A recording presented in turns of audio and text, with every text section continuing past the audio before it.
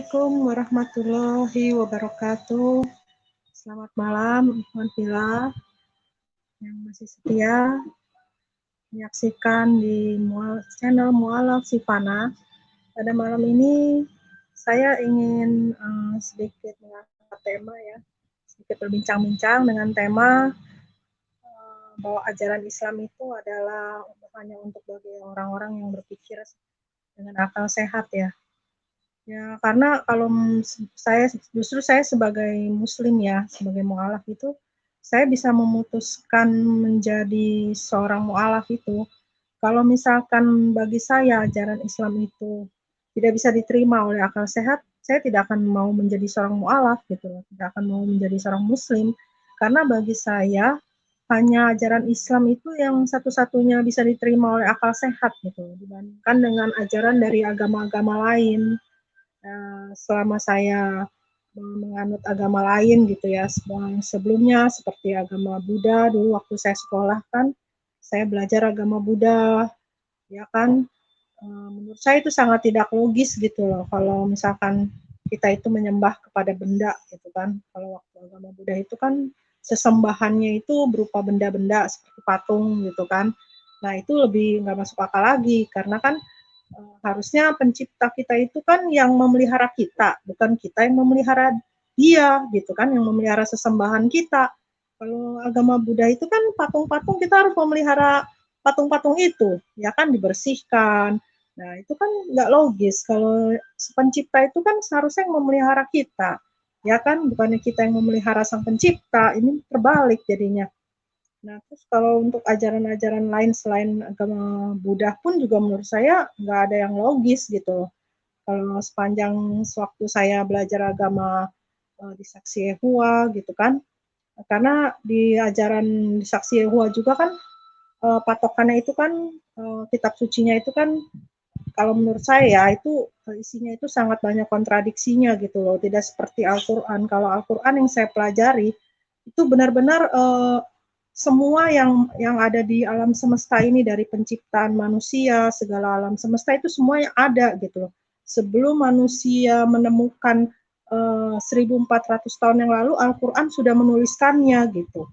Jadi menurut saya tidak ada kitab suci yang seperti Al-Quran gitu. Sepanjang dari saya belajar agama-agama di luar dari agama Islam gitu ya, nggak ada yang seperti yang ada tercatat di dalam Al-Quran itu nggak ada ya, seperti ada dua laut yang mengalir berdampingan, yang tawar dan yang asin itu kan di kitab yang suci yang agama saya yang dulu tuh nggak ada gitu loh, hanya di Quran. Saya tahunya itu dari Quran gitu, makanya jadi saya merasa yakin gitu kalau Quran ini memang berisikan firman dari Allah gitu, karena tapi hanya untuk orang-orang yang mau berpikir gitu loh. Ya kan seperti dikatakan di Quran juga kan hanya untuk bagi orang yang berpikir, seperti di surat Al-Jasiyah ya kan, dikatakan ayat ke-13-nya dan dia menundukkan apa yang ada di langit dan apa yang ada di bumi untukmu semuanya sebagai rahmat dari Allah. Sungguh dalam hal yang demikian itu benar-benar terdapat tanda-tanda kebesaran Allah bagi orang-orang yang berpikir. Jadi kalau kita berpikir gitu, semua alam semesta ini pasti ada penciptanya gitu. Kalau di agama lain itu kan tidak ada seperti itu kan, tidak ada seperti penciptaan alam semesta, penciptaan manusia awal mulanya dari mana, terus ada banyaklah seperti yang dua laut yang mengalir berdampingan, yang tawar dan yang asin, seperti di surah Al-Furqan ayat 53 dan surat Ar-Rahman ayat 19 dan 22. Di situ dikatakan mengenai ada dua laut yang mengalir berdampingan. Jadi seperti ada batas, ada dinding dan batas yang menghalangi gitu kan. Masya Allah, jadi saya baru tahu gitu loh. Dari Quran itu ternyata memang ada gitu loh. Laut yang seperti itu tuh memang ada, bukan hanya apa yang ditulis di Al-Quran itu tidak sesuai dengan fakta, tapi faktanya tuh memang ada laut seperti itu. Di Selat Gibraltar yang hubungkan antara lautan Mediterania dan Samudra Atlantik itu memang ada gitu loh, yang memisahkan Spanyol dan Maroko. Di situ ada laut yang tawar dan yang asin itu saling berdampingan gitu kan. Jadi benar-benar gitu loh, Masya Allah ciptaan Allah ini ya. Coba kalau kita berpikir gitu, kalau misalkan tidak ada sang pencipta, tidak ada Allah, mana mungkin bisa ada keajaiban dunia seperti itu gitu loh. Ya kan manusia tidak akan mungkin bisa menciptakan yang seperti itu gitu loh. Jadi makanya cuman ada di Quran aja. Jadi tapi Al-Quran ini hanya untuk bagi orang yang mau berpikir. Kalau seperti di luar kayak di luar dari orang Muslim gitu ya, misalnya untuk yang di luar Muslim lah, ajaran-ajaran agamanya itu, kalau mereka mau berpikir tentang ayat yang ada di Al-Quran ini aja, pasti mereka seharusnya merasa yakin bahwa memang Islam ini agama yang benar gitu loh. Satu-satunya agama yang diridhoi oleh Allah gitu. Karena Al-Quran ini berisikan firman Tuhan yang manusia belum mengetahuinya 1400 tahun yang lalu. Ini Al-Quran sudah mencatat gitu loh. Jadi benar-benar suatu keajaiban gitu menurut saya ya. Saya sangat beruntung gitu loh menemukan ajaran Islam ini, karena dibandingkan dari agama yang saya dulu-dulu tuh saya nggak tahu gitu. Bahkan ada laut yang mengalir berdampingan tawa dan asin seperti itu. Saya tahunya hanya dari Al-Quran justru gitu loh. Ya kan, seperti yang ada api di dalam lautan gitu kan. Seperti itu juga suatu keajaiban kan. Seperti diketemukan pada tahun 1990-an oleh dua ahli geologi berkebangsaan Rusia, Anatol Zbagovic dan Yuri Bagdanov.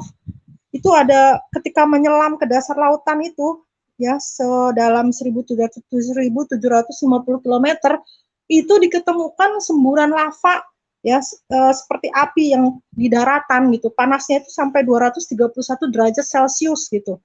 Bayangkan ya. Dan itu sudah ada di Quran, juga sudah ada gitu loh. Memang sudah ada sebelum diketemukan, sudah dicatat di Al-Quran gitu kan. Masya Allah, jadi benar-benar ini kalau memang bukan firman Tuhan tidak mungkin seperti ini gitu loh. Bahkan manusia belum menemukannya, tapi sudah ada di Al-Quran, ya kan. Kalau misalkan bani-bani terjemahan gitu kan, dia mau merenungkan gitu loh ayat ini kan, pasti seharusnya merasa yakin loh memang ini Al-Quran ini memang firman dari Allah gitu loh. Coba di kitab mereka ada nggak yang seperti ini? Tidak ada. Saya aja baru menemukannya ini di Quran gitu loh. Jadi saya merasa yakin memang Al-Quran ini berisikan firman Allah gitu, karena sudah dikatakan sebelum manusia menemukan mengenai adanya api di dalam lautan ini, di surat At-Tur ayat ke-6 itu di Al-Quran tuh sudah dikatakan bahwa ada api di dalam lautan gitu loh. Ya kan sangat luar biasa gitu. Jadi saya sangat beruntung gitu ya menemukan ajaran Islam ini. Bagi saya ini luar biasa banget lah. Pokoknya bersyukur gitu loh. Saya tuh bisa menemukan ajaran Islam gitu loh. Ya kan? Makanya saya tuh kadang-kadang suka nggak habis pikir ya kalau misalnya bani-bani kufar gitu kan, kalau lagi berdebat gitu, dia merasa yakin gitu loh bahwa pendapat dia tuh paling benar gitu kan. Cobalah dia berpikir secara akal sehat gitu kan. Pikirlah secara akal sehat. Maksudnya bandingkan apa yang ada dalam kitab suci dia itu, yang dia sebut kitab suci, bandingkan dengan ajaran Al-Quran gitu loh. Mana yang lebih masuk di akal gitu kan. Coba kalau dia mau berpikir gitu menggunakan akal sehat, jangan mengutamakan egonya, jangan mengutamakan kesombongannya, merasa wah ajaran agama saya paling benar, pokoknya ajaran agama lain tuh udah salah. Itu kan seolah-olah mengutamakan kesombongan, egoannya, ya kan. Coba kalau dia mau mengakui, ya kan. Kalau saya mau kalau ada orang yang misalkan mengatakan bahwa misalkan nih waktu saya belum Islam, misalkan dia mengatakan, oh ini ajaran kamu kok begini-begini di Islam begini. Kalau saya selidiki benar nggak gitu loh.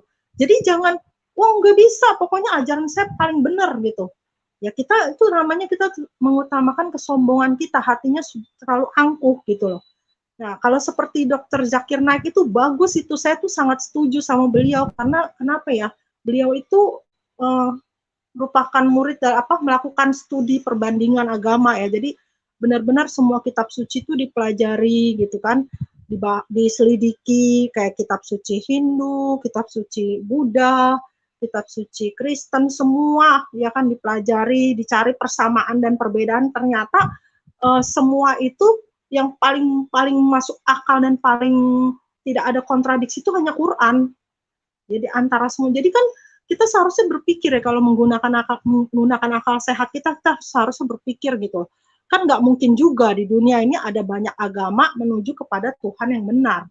Allah nggak mungkin menciptakan begitu banyaknya agama gitu loh, sehingga membuat manusia ini bingung, ini agama mana ini yang benar gitu kan.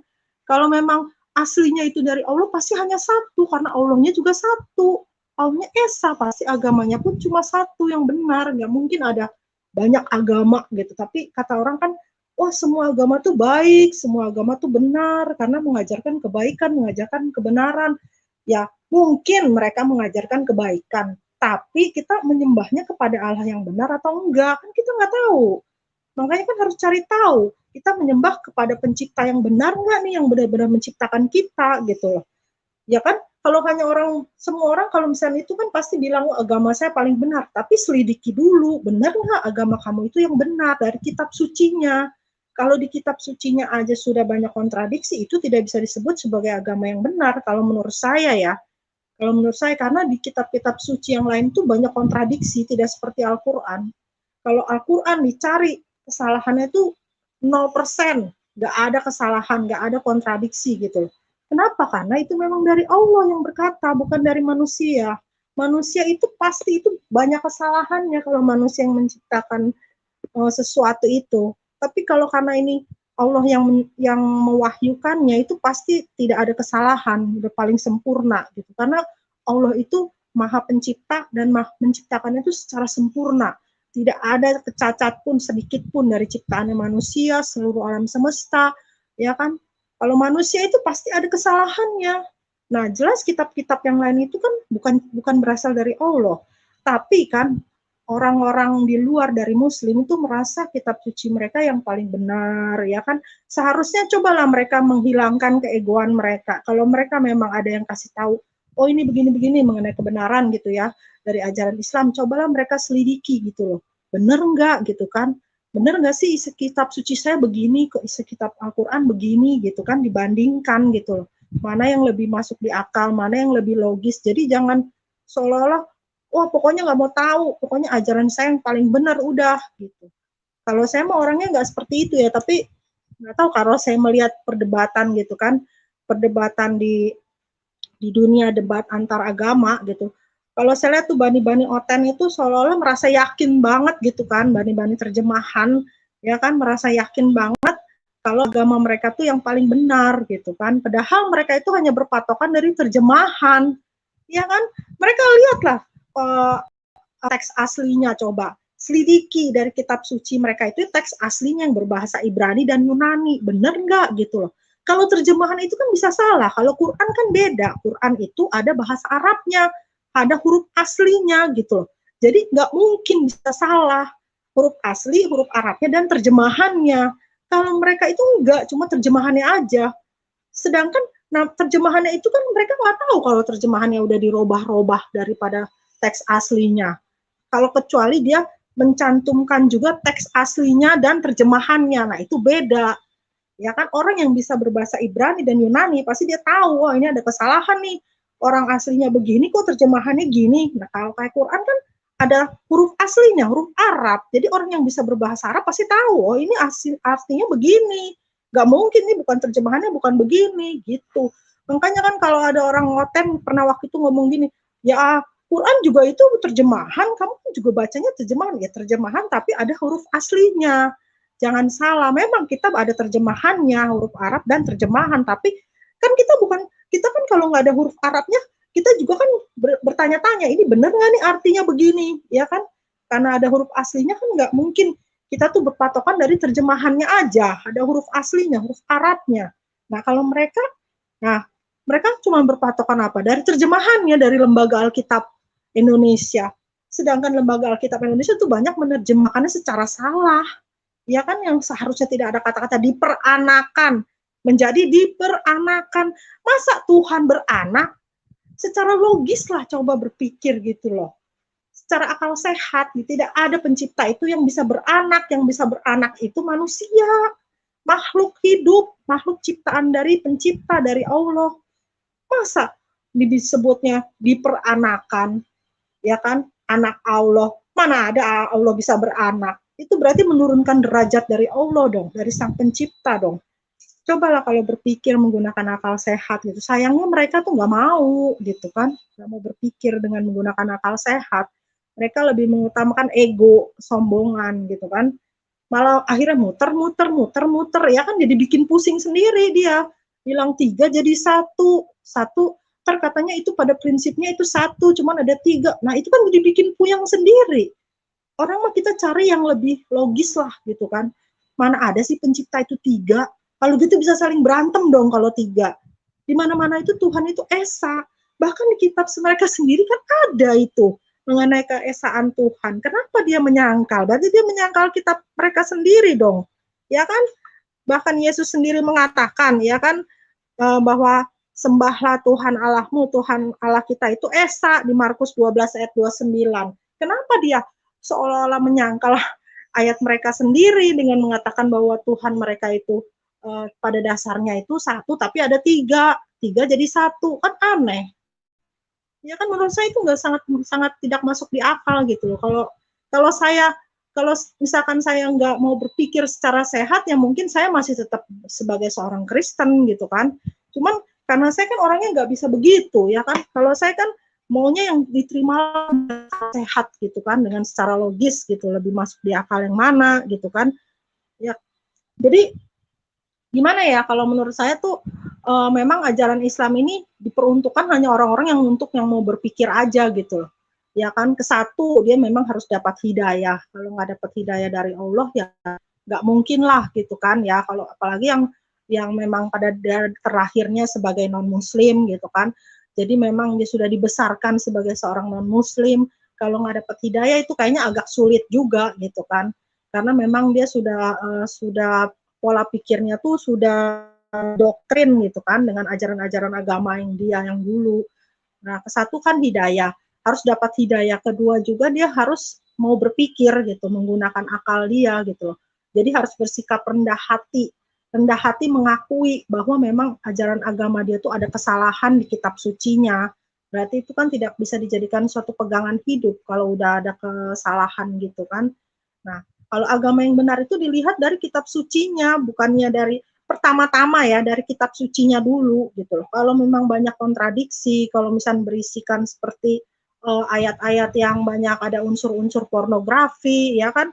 Nah, itu kan harus dipertanyakan, apakah memang itu kitab suci itu berisikan firman dari Allah, dari Tuhan gitu kan. Kalau mereka sebutnya kan dari Tuhan. Ya kan harus dipertanyakan.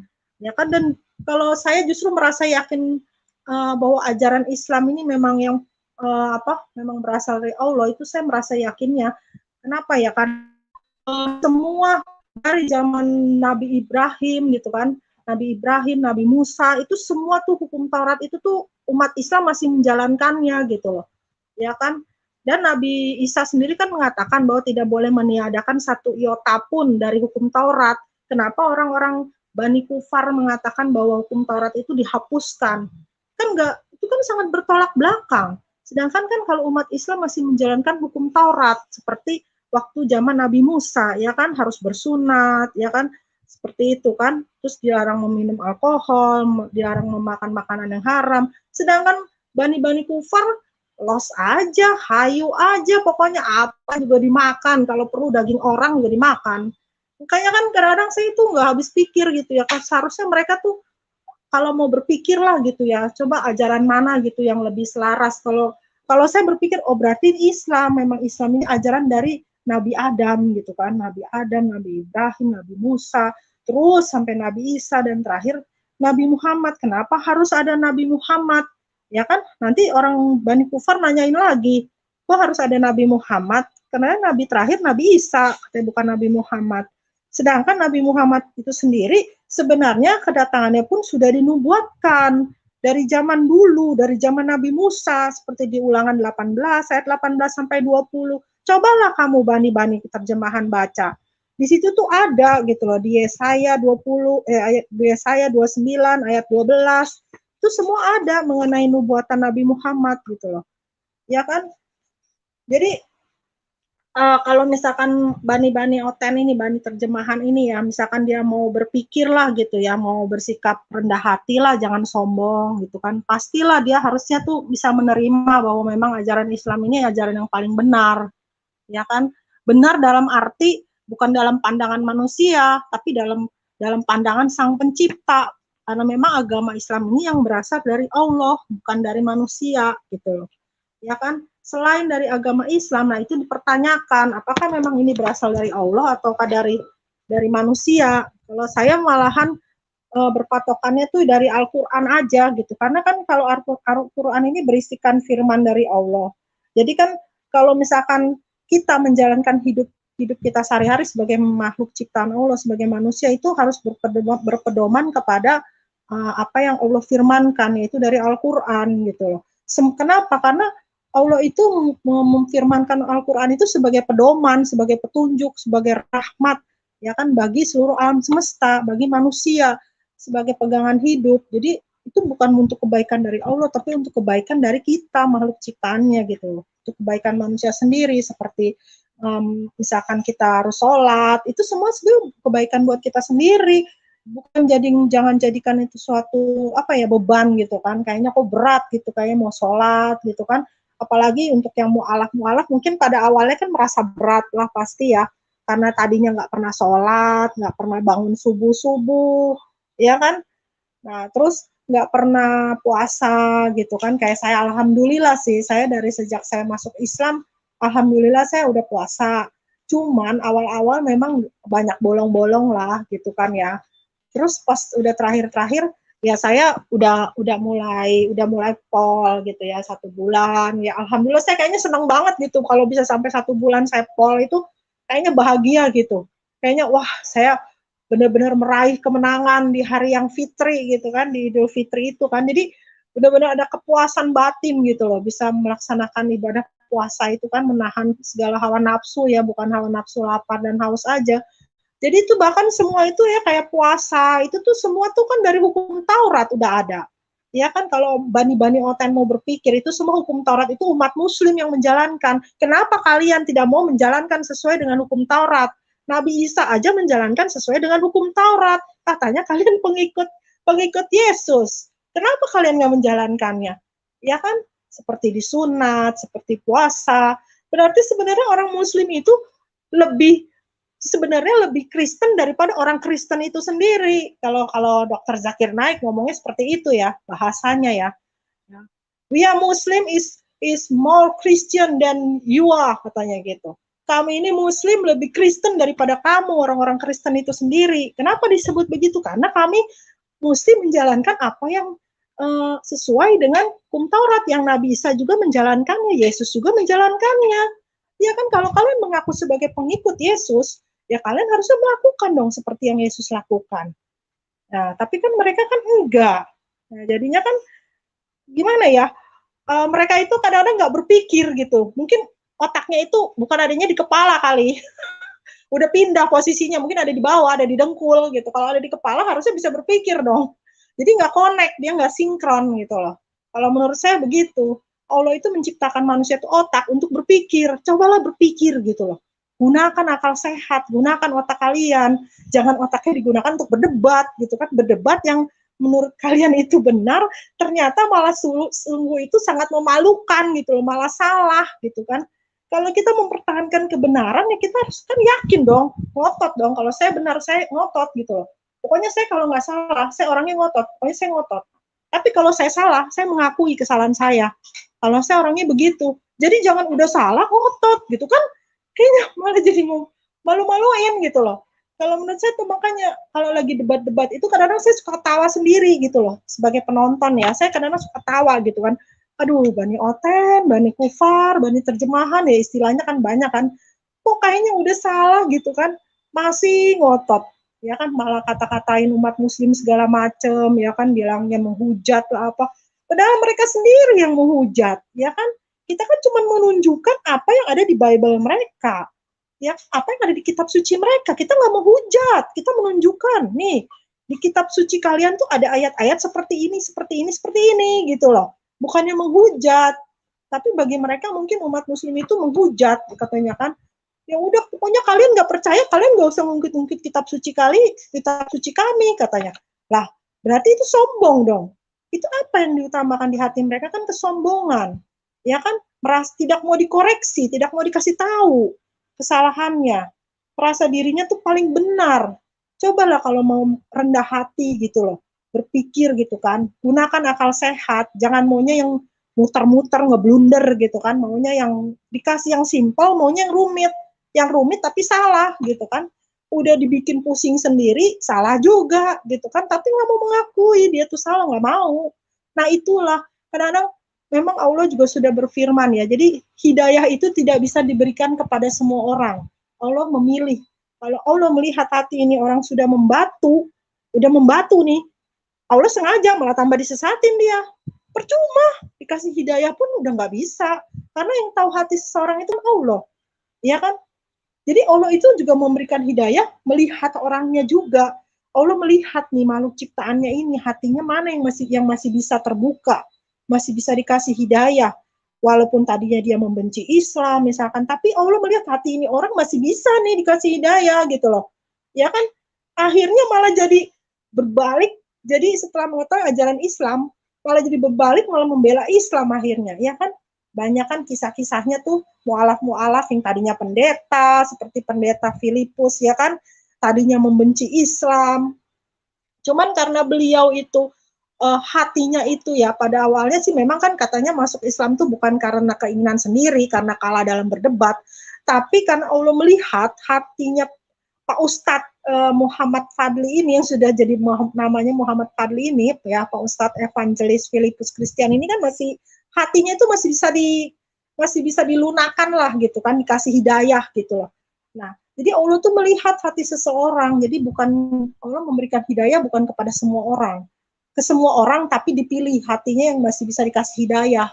Kalau yang udah membatu ya kan, udah nggak bakalan bisa. Seperti kita memberitahu orang yang tuli. Percuma kita ngomong dia nggak bisa dengar. Kita kasih lihat nih, ini loh ajaran yang benar nih yang ada di kitab suci saya di Quran, dia kepada orang buta, apakah dia bisa melihat? Ya nggak bisa. Ya kan di Quran juga ada. Percuma kita tuh memberitahu kepada orang yang buta, ya kan, kepada orang yang tidak bisa mendengar, orang tuli itu nggak bisa mendengar. Diibaratkannya mereka itu yang hatinya sudah membatu itu seperti itu gitu loh. Maksudnya seperti orang buta, seperti orang tuli. Jadi percuma kita kasih tahu juga percuma gitu. Ya kita sambut dulu nih ada Pak Ustadz Evangelis Filipus Christian. Selamat malam Pak Ustadz. Assalamualaikum warahmatullahi wabarakatuh. Ya, Waalaikumsalam warahmatullahi wabarakatuh. Barusan tadi diomongin sama saya. Barusan diomongin, saya bilang tuh kayak Pak Ustadz, saya bilang walaupun awalnya kan Pak Ustadz kan dulu karena kalah berdebat ya Pak ya. Masuk Islam ya. Ya, kalah berdebat bukan berarti karena saya bodoh. Iya, tapi memang pada dasarnya ketika Alkitab sendiri berkata bahwa kasihilah Tuhan Allahmu dengan segenap hatimu, segenap jiwa dan segenap akal budimu. Ketika akal budi kita terbatas untuk memahami, dan ketika akal budi kita mentok disentuh oleh hati nurani, maka disitulah kesudahan daripada pembangkangan kita terhadap sebuah kebenaran. Jadi seperti itulah. Artinya kalau bilang saya kalah, wah nggak mungkin. Sebab ada banyak yang sudah saya menangkan pada waktu itu. Sudah ada berapa yang saya baptis, sudah saya istilahnya selamatkan lah begitu. Tetapi kok pada akhirnya saya kalah. Sebetulnya bukan juga kalah, tapi karena memang statementnya nggak bisa dibenarkan. Statement saya nggak bisa dibenarkan. Posisinya memang kebenaran sudah berbicara, ya, bukan kepintaran lagi yang berbicara, tapi kebenaran. Saat kebenaran berbicara, maka kepintaran akan mengalah kepada kebenaran. Itu ya. Jadi bukan kalah karena saya bodoh. Silakan cek aja di sekolah Alkitab yang pernah mendidik saya. Ada banyak tuh angkatan saya, ada kurang lebih dalam sekelas itu ada 20 orang lebih ya, hampir 30 lebih ya, satu bilik kami dalam satu kelas. Tetapi satu kelas dalam jurusan itu ya, dalam dalam angkatan saya ya, angkatan perdana sih di sekolah kita. Cari tahu saja, malah saya berada di posisi yang bisa diperhitungkan, bisa dikata dia posisi juara di kelas. Artinya saya bukan bodoh-bodoh banget dalam hal memahami teologi ya, dan bisa dikatakan saya multi skill, multi talenta dalam hal ilmu apapun ya. Eskatologinya saya lumayan bagus, demonologinya saya lumayan bagus nilainya, kristologi, teologinya, ya, apa namanya, hermeneutik, terus ada apa lagi ya, mata-mata pelajaran yang ada di dalam sekolah kita itu ya, semua mata pelajaran yang saya ikuti ya, artinya lumayan bagus begitu, nggak ada di nomor 3-4, saya berada di nomor 2-3 gitu loh. Saya nggak ada di nomor terakhir dalam rankingan.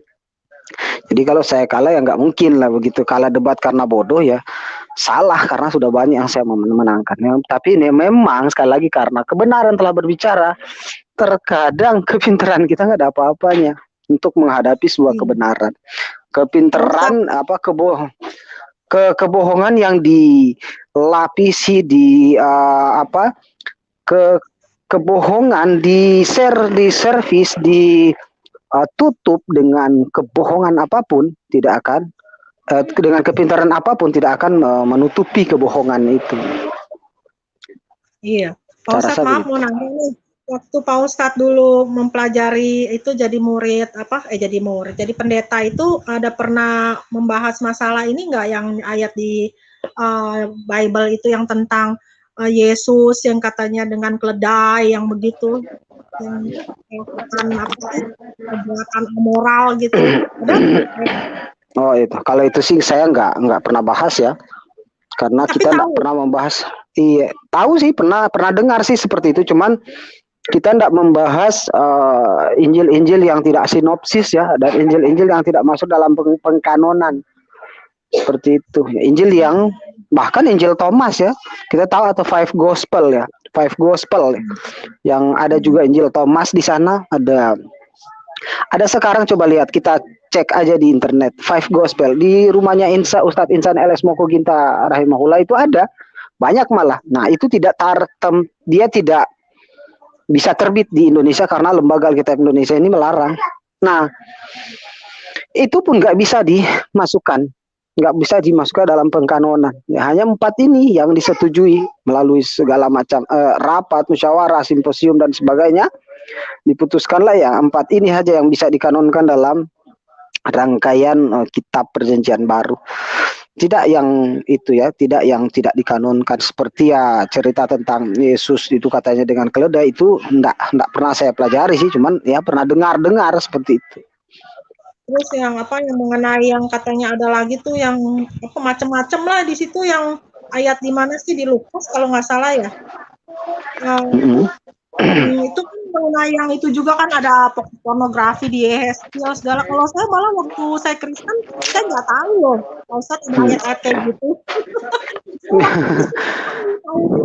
Ya yang namanya orang beragama kan rata-rata kalau di seberang sana ya, di Bani Kufar itu kan menyembunyikan segala sesuatu yang sekiranya itu kurang menguntungkan, kadang itu tertutup, tidak dijabarkan di atas mimbar ya, tidak dijelaskan. Kalaupun itu sempat terbaca, maka penjabarannya disesuaikan dengan kondisi dan dibuat sebaik mungkin untuk tidak memasuki ranah yang merugikan begitu, agar tidak masuk pada ranah yang merugikan. Seperti itu ya penjelasannya ya, penjabarannya dibuat sedemikian rupa sehingga tidak menimbulkan sebuah pro kontra atau pertanyaan yang yang serius dari audiens. Seperti itu ya saya rasa. Berbeda dengan di kalangan teolog. Pak Ustadz. Bagaimana? Takut jemaatnya pada kabur. Ya, betul. Contoh. Ketika kita membahas poligami misalnya, Salomo punya 700 istri, 300 gundik. Daud 500 istri, 300 gundik. Saat kita bahas poligami ya, Abraham ya sendiri ada 2, Hagar dan Sarah kan. Ishak punya 2. Punya banyak, Ishak ada semua. Ada berapa ya? Yakub punya banyak lah. Sebutnya nggak susah disebut sih, si Palea, Bilha, Rahel, aduh banyak sekali. Pokoknya ya lebih dari 5 lah. Saat kita bahas poligami, mereka kan menjawab begini, Mbak Siti. Oh itu kan perjanjian lama, itu nggak berlaku lagi. Ibarat orde lama nggak bisa dipakai di orde baru. Nah itu mereka punya dalil betul. Tapi giliran Maleakhi 3 ayat 10 yang menguntungkan perut dan dompet, mereka bilang oh itu bisa relevan. Loh kok milih-milih? Padahal Maleakhi 3 ayat 10 juga ada di perjanjian lama. Kan begitu. Itu yang sering saya sudah bukan bilang apa ya, itu yang sering kali kita temukan ketika kita membahas hal itu. Saya juga bagian dari itu dulu sempat berdebat dengan beberapa orang Islam sewaktu saya masih non Islam. Seperti itu jawaban saya. Saya menyerang orang Islam itu dengan apa? Dengan isu poligami. Kok Muhammad untuk apa coba poligami? Padahal Muhammad sedang menjelaskan titik keharaman di akhir zaman yang diperbolehkan hanya dengan kecuali dengan menikah begitu. Karena faktanya sekarang banyak ya, seperti ya kalau Anda nonton dulu TV One ya, dulu TV One, bukan saya yang bilang ya, sekali lagi jangan sampai ini dipelintir lagi atau jangan sampai video ini lagi terus dijadikan isu ya. Di TV One dulu saya pernah mendengar seorang pakar hukum ya, namanya Andi Hamsa kalau nggak salah. Ya, dia mengatakan apa? Kalau mau mencari itu yang poligami, yang kumpul kebo katanya, yang kumpul kebo silakan ke daerah timur, bagian Sulawesi. Saya nggak sebut ya Sulawesi di mana ya, yang penting Sulawesi. Ya sebut begitu. Profesor Andi Hamsa ini kan juga orang kalau nggak salah orang Bugis atau Selatan lah pokoknya, orang Sulawesi Selatan. Nah, dia mengatakan di TV One itu saya nontonnya di TV One. Apa namanya? Kalau mau cari yang kumpul kebo, ada di situ katanya. Kenapa? Karena di situ di timur itu, di daerah timur itu, mayoritas katanya bukan agama yang membolehkan poligami. Jadi mereka kumpul kebo saja mereka, dan mereka pura-pura nggak tahu ya, dan itu telah menjadi lumrah. Bahkan surveinya menjelaskan bahwa saya ingat itu surveinya bahwa terbanyak kumpul kebo itu dari kalangan mereka ya Bani Kufar ini, dan berada di daerah Sulawesi itu katanya. Sulawesi yang mana ya saya nggak bisa menyebutkan ya, tapi itu kata Profesor Andi Hamsa. Silakan scroll lah seluruh siaran TV One ya, ada saya dengar betul dan masih segar di ingatan saya. Nah ini di mana tata cara hidup yang menyimpang, tata cara hidup yang bobrok dan rusak di akhir zaman, oleh Rasul dicontohkan bagaimana dia bisa melakukannya dengan halal, yaitu apa? Dengan menyelamatkannya yaitu menyelamatkannya dengan cara menikah. Nah ini karena di seberang sana tidak bisa menikah, ya mereka kumpul kebo, dan memang rata-rata mereka begitu. Ada banyak bos-bos, orang-orang yang mungkin sudah beruang ya di sana, di luar sana ya, dari kalangan Bani Kufar ini, waduh, punya banyak simpanan ya, banyak selir di luar, tapi dia tidak tahu. Bahkan para ulamanya mereka pun banyak yang begitu, dan saya tahu ya, karena kakak saya sendiri ya, bukan kakak sih, kok kakak saya, sepupu lah, kakak sepupu saya sendiri adalah seorang pendeta. Dia punya istri di Parapat sana, dia juga punya istri di Manado sini ya begitu. Kan lucu kan? Nah, katanya nggak boleh poligami, tapi anaknya ada di beberapa perempuan begitu, kan lucu itu. Nikah enggak, karena kan mereka yang dipertemukan oleh Allah tidak bisa diceraikan oleh manusia. Itu mereka punya pegang teguh prinsip kitab ini. Tetapi pada kenyataannya sepupu saya ini adalah seorang pemimpin sebuah tempat ibadah, sebuah agama, melakukan itu, agama yang anti poligami, tetapi begitu. Dan masih banyak lagi ya, kalau saya mau sebutkan banyak sebetulnya, bukan cuma 1-2 yang seperti ini. Nah kan di mana coba? Justru Islam memberi solusi dengan poligami. Tapi ingat, solusi poligami artinya poligami itu solusi, bukan nyari masalah gitu. Tahu-tahu nggak? Arti solusi adalah ketika ada masalah baru hadirkan itu solusi. Jangan nggak ada masalah nyari make solusi dipakai lah, itu bukan solusi, jadi masalah malah ya. Seperti itu. Nah ini yang salah kaprah. Nah salah kaprah jangan disalahkan Ketika ada orang yang salah kaprah, salah paham, ya jangan disalahkan ajarannya. Ketika kita bahas poligami, mereka bilang, oh itu kan ada di perjanjian lama, ya. Daud ya, bahkan ada salah satu ya, ibunya Salomo ya, ibunya Sulaiman, itu bahkan dia curi ya, bukan dia curi sih, dia zolimi ya, diambil secara zolim ya, dari istri dari Uria, kepala pasukannya, jenderal perangnya gitu loh.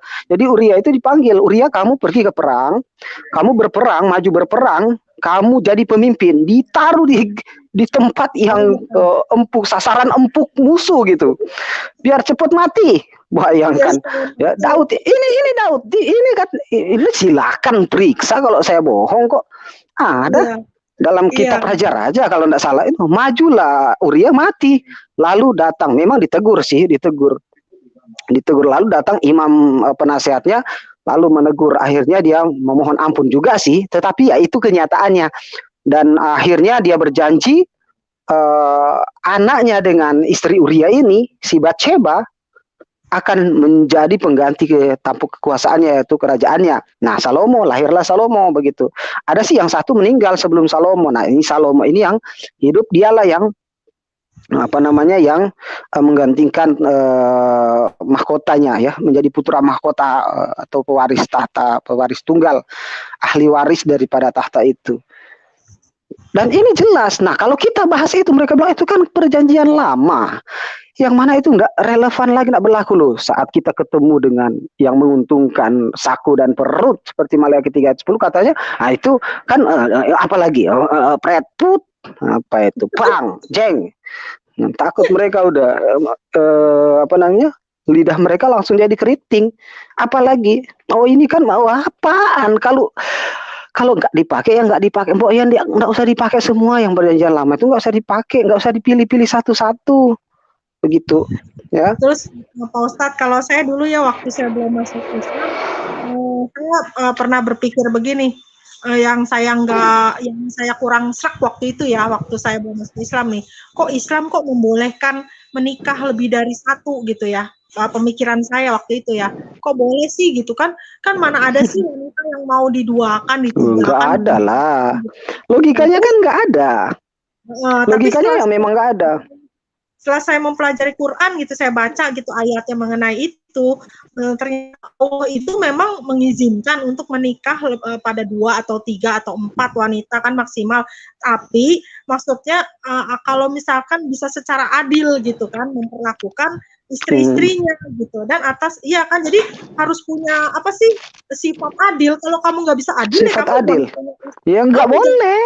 Orang yang nggak bisa adil, termasuk yang amal agamanya masih rendah, maka ini justru diharamkan untuk melakukan ini, justru haram hukumnya. Kenapa? Kan terjadi fitnah di sana.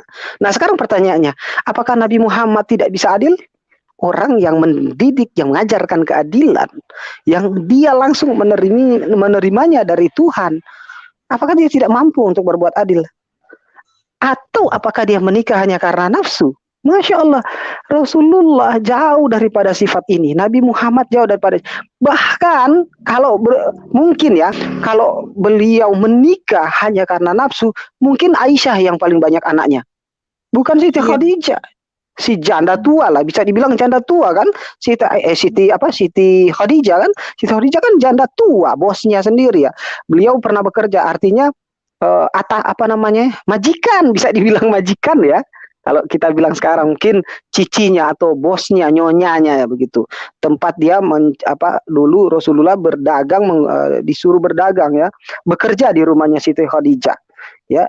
Tapi ingat, setua walaupun beda 15 tahun dengan Rasulullah, bukan berarti saya bilang janda tua lantas udah tua jelek keriput, enggak. Namanya juga bos kan, perawatannya ya tentu saja ya kinclong lah istilahnya, perawatannya ya mahal, perawatannya ya bisa dibilang ya namanya juga bos kan, halus lah perawatannya.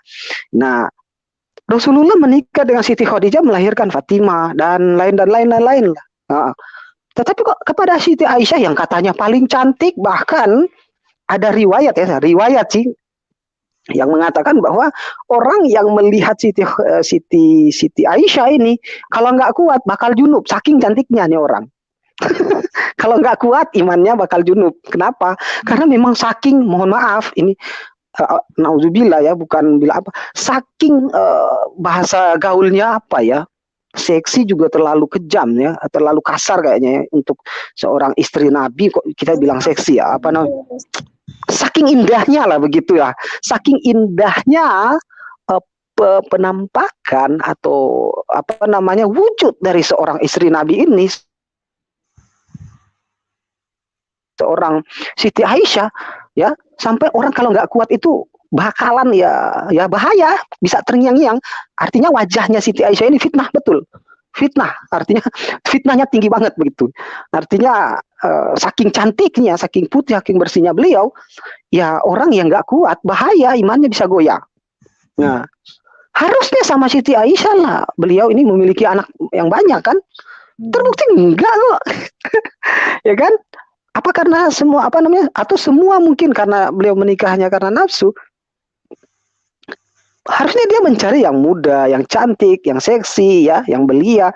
Lah kok rata-rata janda, dan janda-janda yang dia menikah, yang dia nikahi seperti Hafsah ya, seperti Siti Hafsah, siapa lagi? Itulah adalah janda-janda para syuhada yang suaminya mati dalam peperangan bersama Rasulullah. Begitu, bukan sembarangan janda-janda kagak jelas, janda-janda apa namanya, kembang desa yang kagak jelas, bibit bebet bobotnya dinikahi begitu saja. Rasul pun menikahi karena merasa dia bertanggung jawab atas apa yang harusnya dia lakukan, karena dengan mengikuti perangnya, berjihad bersamanya, para syuhada ini meninggalkan istri dan anak yang dan tanggung jawab yang tidak main-main. Dan beliaulah yang paling tepat untuk menggantikan yang pada, dan sekaligus menjelaskan bahwa manusiawi atau manusia apa normalnya manusia akan mengarah ke arah ini ya, tetapi dengan menikah tentunya. Nah sekarang orang banyak istrinya bahkan sampai 4, 5, 6 ya tapi nggak ada yang nikah, paling yang nikah cuma satu aja, 5, 6-nya itu disembunyikan. Ada kok banyak. Tapi kan kalau kita mengungkap fakta kan, wow, enggak mungkin kok, saya nggak pernah menikah. Mana yang itu bukan istri saya, wah, nggak ada yang begitu. Tapi kalau kita cari ya, berusaha kita cari, dapat banyak malah. Nah ini manusia akan cenderung ke arah situ dengan cara yang haram. Nah Rasul sudah menunjukkan cara yang halal, tapi tidak mau diikuti karena dianggap sesuatu ajaran yang aneh begitu. Nah, saya kira begitu ya. Ketika kita bahas poligami, bahas sunat, yang nggak menguntungkan banget, nggak ada untung-untungnya banget, ya mereka bilang itu kan orde lama, nggak bisa dipakai di orde baru. Tapi kalau bicara soal uang, perut, makanan, ya Maleakhi 3 masih dipakai, padahal itu juga perjanjian lama. Ya, orde lama juga itu nggak boleh dipakai di perjanjian baru kan? Ya persepuluhan. Sekarang iya. menjadi Ustadz mau jadi per 20-an. Naik 20%. Iya kan? Terus jadi kalau seperti mereka itu. Mereka bilangnya Nabi Muhammad katanya kan menikahi Aisyah katanya karena masih anak di bawah umur katanya pedofil katanya. Padahal kan itu Nabi Muhammad juga kan menikahi Aisyah itu atas perintah dari Allah, ya kan? Bukan dan sendiri. Saya punya buku di sini yang menyatakan bahwa Aisyah ternyata bukan seperti yang disampaikan begitu, karena periwayat ya, karena ya terkadang kenyataan berbeda dengan periwayat. Riwayat-riwayat yang yang multi riwayat terkadang ini ya, membuat sebuah cerita itu seolah berbeda. Pertama itu, yang kedua, menikah, kalaupun benar menikah di umur 9 tahun, maka yang menikah umur 9 tahun pada waktu itu ya bukan cuma satu, bukan cuma Rasulullah, dan menikahi anak menikahi wanita yang masih belia itu adalah terjadi di berbagai negara, termasuk contoh di India misalnya kan, di India bahkan aneh. Anak umur 4 tahun sama anak 5 tahun bisa dinikahkan. Ada yang kakek-kakek dinikahkan dengan anak ya. Parahnya lagi ada yang menikah dengan sapi ya kan. Nah, itu kan lebih sinting lagi itu kan. Nah, Tetapi kejadian menikah, kita sedang bahas, bukan bahas tentang dengan hewan ya, atau dengan anjing seperti yang di barat ya. Ada yang menikah dengan anjing, kelinci, ada yang menikah dengan apa namanya, luar biasa pokoknya lucunya. Wanita dengan wanita, laki-laki dengan laki-laki, terus diberkati juga di tempat ibadah, diresmikan. Nah itu lebih parah lagi kan. Nah kita bahas khusus anak kecil, itu bukan terjadi satu saja, ada berbagai, ada banyak ya, toko-toko publik, toko-toko sejarah yang juga menikahi wanita belia.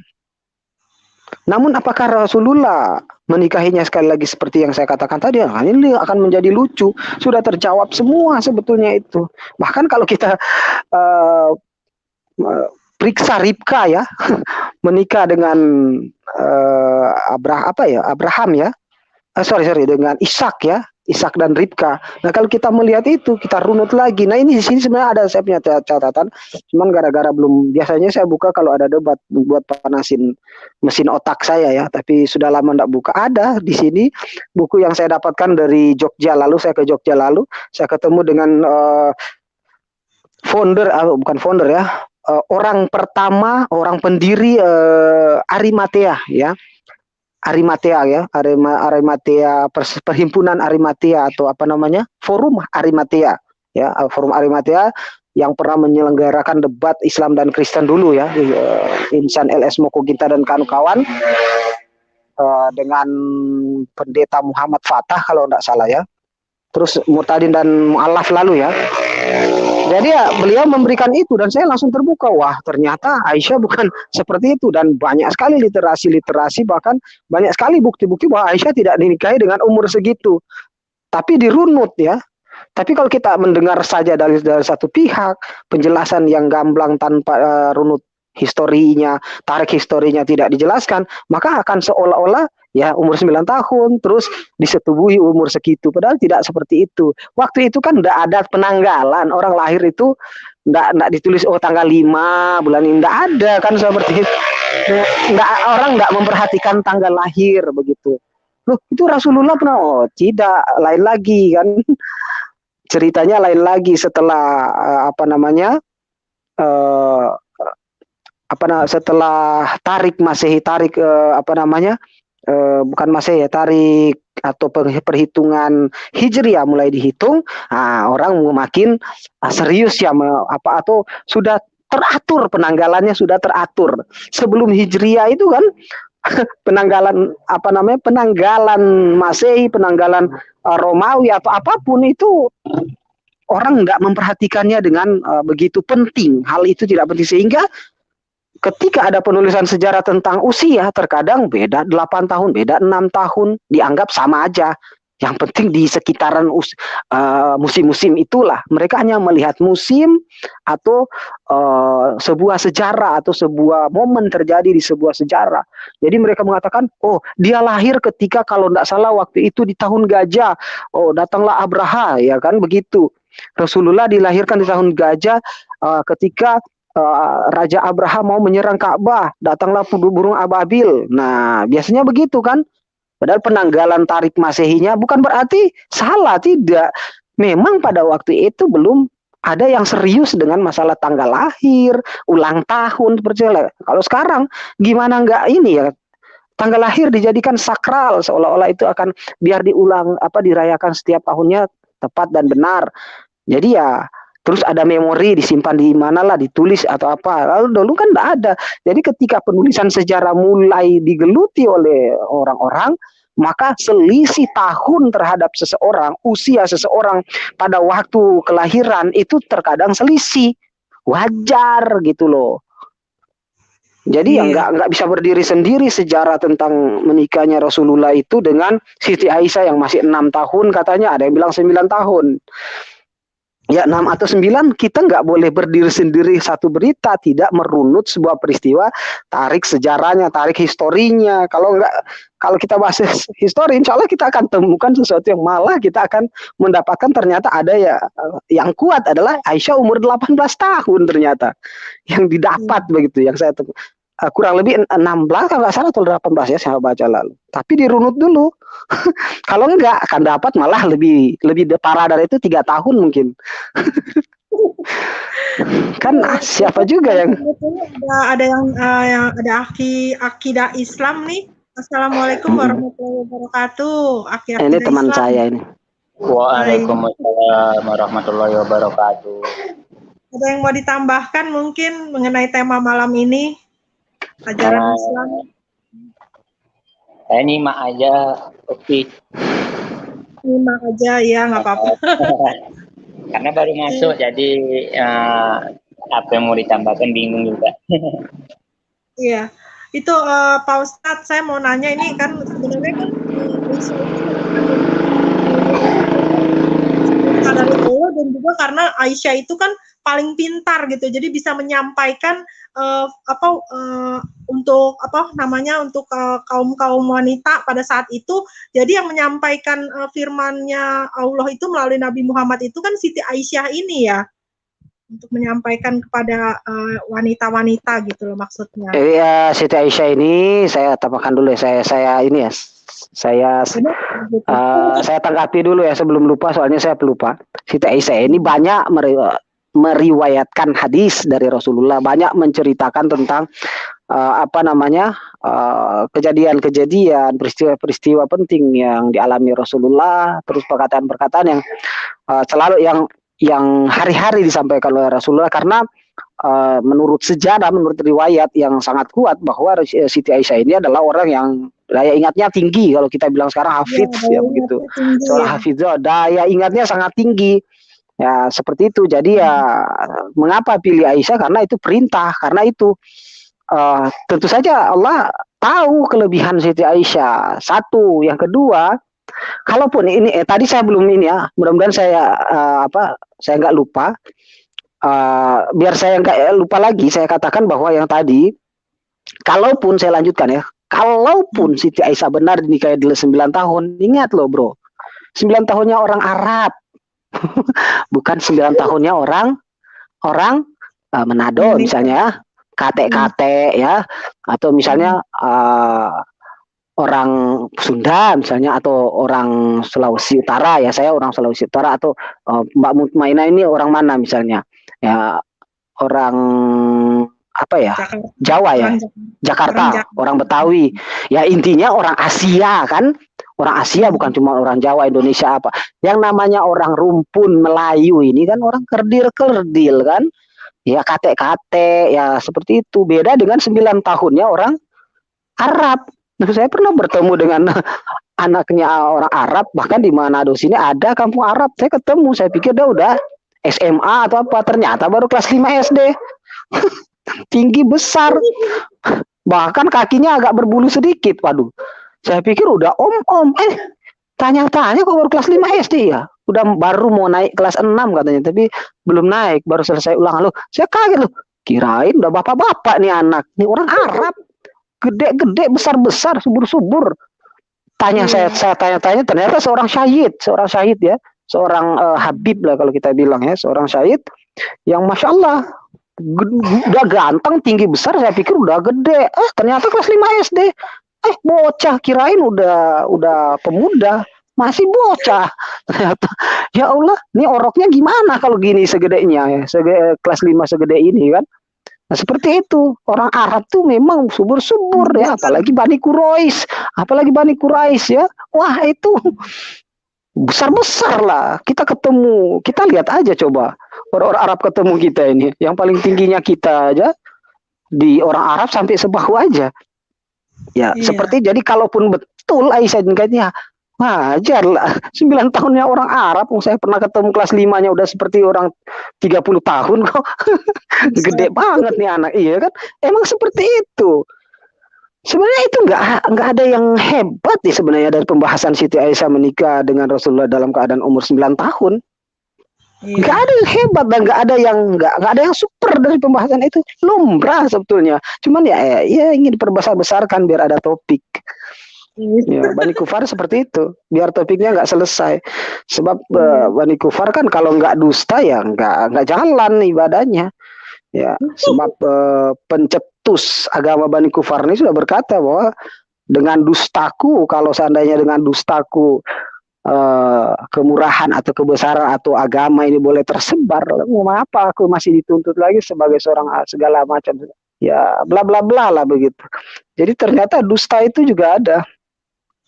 Terus Iya. ada ajaran cerdik seperti ular, tulus seperti merpati. Ya setulus-tulusnya ya cerdik, ular kan iblis. Cerdik kan bukan pintar, cerdik itu kan bukan cerdas ya, penipu sebetulnya ya. Kata cerdik dengan cerdas beda. Kalau cerdas orang yang pintar, punya pemahaman yang tinggi tentang sebuah ilmu, itu namanya cerdas. Kalau cerdik, seorang yang bisa jadi nggak berilmu tapi tukang ngibul gitu loh. Jago ngibul gitu. Cerdik kan negatif. Nah, cerdiklah seperti ular, tulus seperti merpati itu apa? Setulus-tulusnya kalau dibawa dengan kedustaan, ya tetap aja bohong. Lah mereka nggak bisa makan kalau nggak mempraktekkan ajaran ini. Nggak bisa bernapas mereka. Ini saya sambut dulu nih, saya kasih salam dulu untuk Febriando. Assalamualaikum warahmatullahi wabarakatuh. Aki mau nyimak atau mau menambahkan? Silakan. Itu di mute itu mic-nya. Mau menyimak atau mau menambahkan? Kalau mau menyimak aja ya nggak apa-apa sih. Sepertinya tadi mau menyimak aja. Soalnya tadi udah ngomong sih sama saya di private chat, katanya mau nyimak katanya. Pak Ustadz, ini saya mau menanyakan, sebenarnya kalau misalkan orang-orang yang bani kufar itu, kalau dia mau pakai akal sehatnya ya, seharusnya tuh sebenarnya banyak yang di Biblos itu kan banyak ayat-ayatnya itu yang negatif-negatif gitu ya Pak Ustadz ya. Cuman karena mereka itu kan tidak mau berpikir menggunakan akal sehat, lebih mengutamakan kesombongan, kekerasan hatinya gitu, keegoannya gitu kan. Ya kan, kalau Pak Ustadz kan termasuk dipilih sama Allah untuk mendapatkan hidayah. Mereka itu yang saya bingung ya sama apologetnya Bani Kufar. Kok bisa sih nyelonong masuk ke ranah akidah Islam gitu loh. Cobalah ente bahaslah ya buah mangga sama buah jeruk yang dibahas di sebelah sana ya, giginya seperti kawanan domba Gilead, lehernya seperti menara Daud ya, buah apamunya itu ya, mereka sampai diremas-remas pun ya buah apanya itu ya, itu ada di sana ya. Aku ndak memuaskan birahi karena istri suamiku sedang berjalan itu kalau dibahas itu. Jujur ya, jujur saya tuh kalau bahas itu dalam keadaan saya pernah bahas itu ya, besoknya itu saya nggak sebenarnya itu sudah vulgar deh kalau udah bahas ini ya, sebenarnya sudah nggak sopan ya sebenarnya, apalagi bahasnya dengan seorang seorang akhwat ya. Ya saya pernah membaca itu sekali lagi setelah saya Islam, bukan sekali lagi, beberapa kali ya, tapi sekali lagi ada satu kali saya membaca itu ya. Karena saya normal ya, bukan saya yang ngeres ya, tapi karena saya normal, ya begitu deh, nggak bisa disebutkan lagi, dijelaskan lagi, mungkin sudah paham. Karena memang, waduh, pembahasannya itu sangat luar biasa ya. Bisa dikatakan yang dikatakan oleh Ustadz Ustadz Nababan ya, Ustadz siapa namanya, Syamsul Arifin Nababan, dia katakan di mana tidak lagi bisa dibedakan mana buah dada dan mana buah apel. Jadi susah sekali katanya. Apa enggak biar kata susah biar enggak susah dibedakan mana buah dada dan mana buah apel gitu. Saya juga lucu dengan Ustadz itu. Ya logis sekali tapi dibawa dengan kocak ya. Dibawa dengan ada Bani Oten ngomong gini, katanya Nabi Muhammad itu sebenarnya nggak umi katanya. Ada nggak ayatnya di Al-Quran yang mengatakan Nabi Muhammad itu umi katanya? Wow. Ada yang komentar gitu waktu Pak Ustadz lagi live. Maksudnya minta penjelasan dari Pak Ustadz gitu. Jadi jawabnya saya pernah juga ditanya secara langsung malah ya, face to face. Jadi seperti itu ya. Jadi itulah ya hebatnya Al-Quran. Di mana Al-Quran hanya berisi kalamullah yang dititipkan melalui Muhammad. Yang perkataan Muhammad nggak ditulis di situ, sama sekali nggak ditulis perkataan Muhammad. Hanya perkataan Allah yang disampaikan melalui malaikat Jibril, terus disampaikan kepada Muhammad. Muhammad menyampaikannya kepada ya, orang-orang di sekitarnya lalu dihafal. Dari penghafal inilah Al-Quran itu ditulis. Beda dengan kitab Bani Kufar. Misalnya saya menyebutnya Bani Kufar ya. Beda dengan kitab Nabi Kufar, antara firman Tuhan, sejarah, kisah-kisah porno, lagu, ya, lagu, perkataan rasul, perkataan pendapat orang-orang, perkataan surat menyurat. Jadi Siti Farida Maima menyurat ke Filipus Kristian tentang perkembangan mu'alaf yang ada di Jakarta. Filipus Kristian lagi membalas, ya, terpujilah nama Allah Subhanahu wa Ta'ala, teruntuk Siti Farida Mutmainah yang terkasih di dalam tauhid yang mulia ini. Sesungguhnya perkembangan umat-umat yang ada di Manado begitu sangat berkembang. Terpujilah nama Allah Subhanahu wa Ta'ala, alhamdulillah. Oleh sebab itu saya mengabarkan kepada Siti Farida agar tetap terus mendoakan saya di dalam iman dan Islam. Nah, itu surat ini ditambahkan juga di situ ya. Ini hati-hati ya, jangan dicatat lagi nih, jangan. Saya takut kalau di zaman itu, di zaman Om Paul ya, di zaman Om Ulus ya, sudah ada StreamYard, saya rasa ya, lagi live begini dia dijadikan kitab juga itu perkataannya ya. Jadi kitab begini, untung nggak ada StreamYard di zaman itu. Saya takut percakapannya di penjara dengan jemaat-jemaat di mana dia melayani. Saya takut jadi kitab juga itu namanya, ha? Jadi kan lucu, sampai kitab mimpi ya, ada kitab mimpi, kitab terakhir Bani Kufar itu kitab mimpi, yang belakangan diganti dengan kitab yang ya kitab Revelation ya, kitab Wahyu katanya. Dulu kitab mimpi, kitab Yahya diganti kitab Yohanes, kitab mimpi diganti dengan kitab Wahyu. Jadi seolah-olah jadi terkesan firman kan, kalau mimpi kan terkesan ngeyel kan, kalau terkesan hayalan kan, ya mimpi namanya juga orang mimpi kan buat tidurnya. Padahal sebelumnya kitab itu kitab mimpi sebelum diganti ke terjemahan baru ya. Terjemahan baru itu yang bukan perjanjian baru, terjemahan baru. Hurufnya dulu kan kitab Soeci, kitab suci, kitab Soeci, Tejahaya, yang indah, ya kan begitu. Sekarang kan ditulis cahaya ya pakai C, bukan TJA, Tejahaya kan begitu. Jadi setelah di ejaan baru sudah diganti, yang tadinya kitab Yahya menjadi kitab Yohanes, yang kitab mimpi jadi kitab Wahyu. Jadi terkesan ini jadi ganti-ganti. Jadi semua jenis pembicaraan, peristiwa, sejarah, firman itu digabung semua jadi pecel di sana ya. Jadi kitab pecel. Nah, kalau Al-Qur'an enggak. Bahkan Muhammad si penuturnya nggak ada satu kata pun yang perkataan dari Muhammad. Perkataan Muhammad nggak ada satupun yang ditulis di dalam Al-Quran. Padahal yang menyampaikan firman itu dia sendiri ya. Allah menyampaikan kepada Jibril, Jibril menyampaikan kepada Muhammad. Yang pertama tahu itu firman itu Muhammad. Artinya kalau nggak ada Muhammad, nggak ada Islam. Artinya nggak ada nggak ada Al-Quran, bukan nggak ada Islam ya. Karena Islam itu artinya berserah diri, dan agama Islam agama penyerahan diri kepada Allah, berserah diri kepada aturan Allah itu sudah ada sebelum zamannya para nabi-nabi ya. Bahkan yang disebut dengan Islam menyerah diri, para malaikat setelah diciptakan, dunia belum dijadikan, mereka menyerah diri kepada aturan Tuhan. Jadi Islam itu artinya menyerah diri, bukan baru ada. Ke Al-Quran nggak pernah ada kalau nggak ada Muhammad. Tapi nggak ada satu perkataan pun tentang Muhammad di sana. Perkataan Muhammad di sana.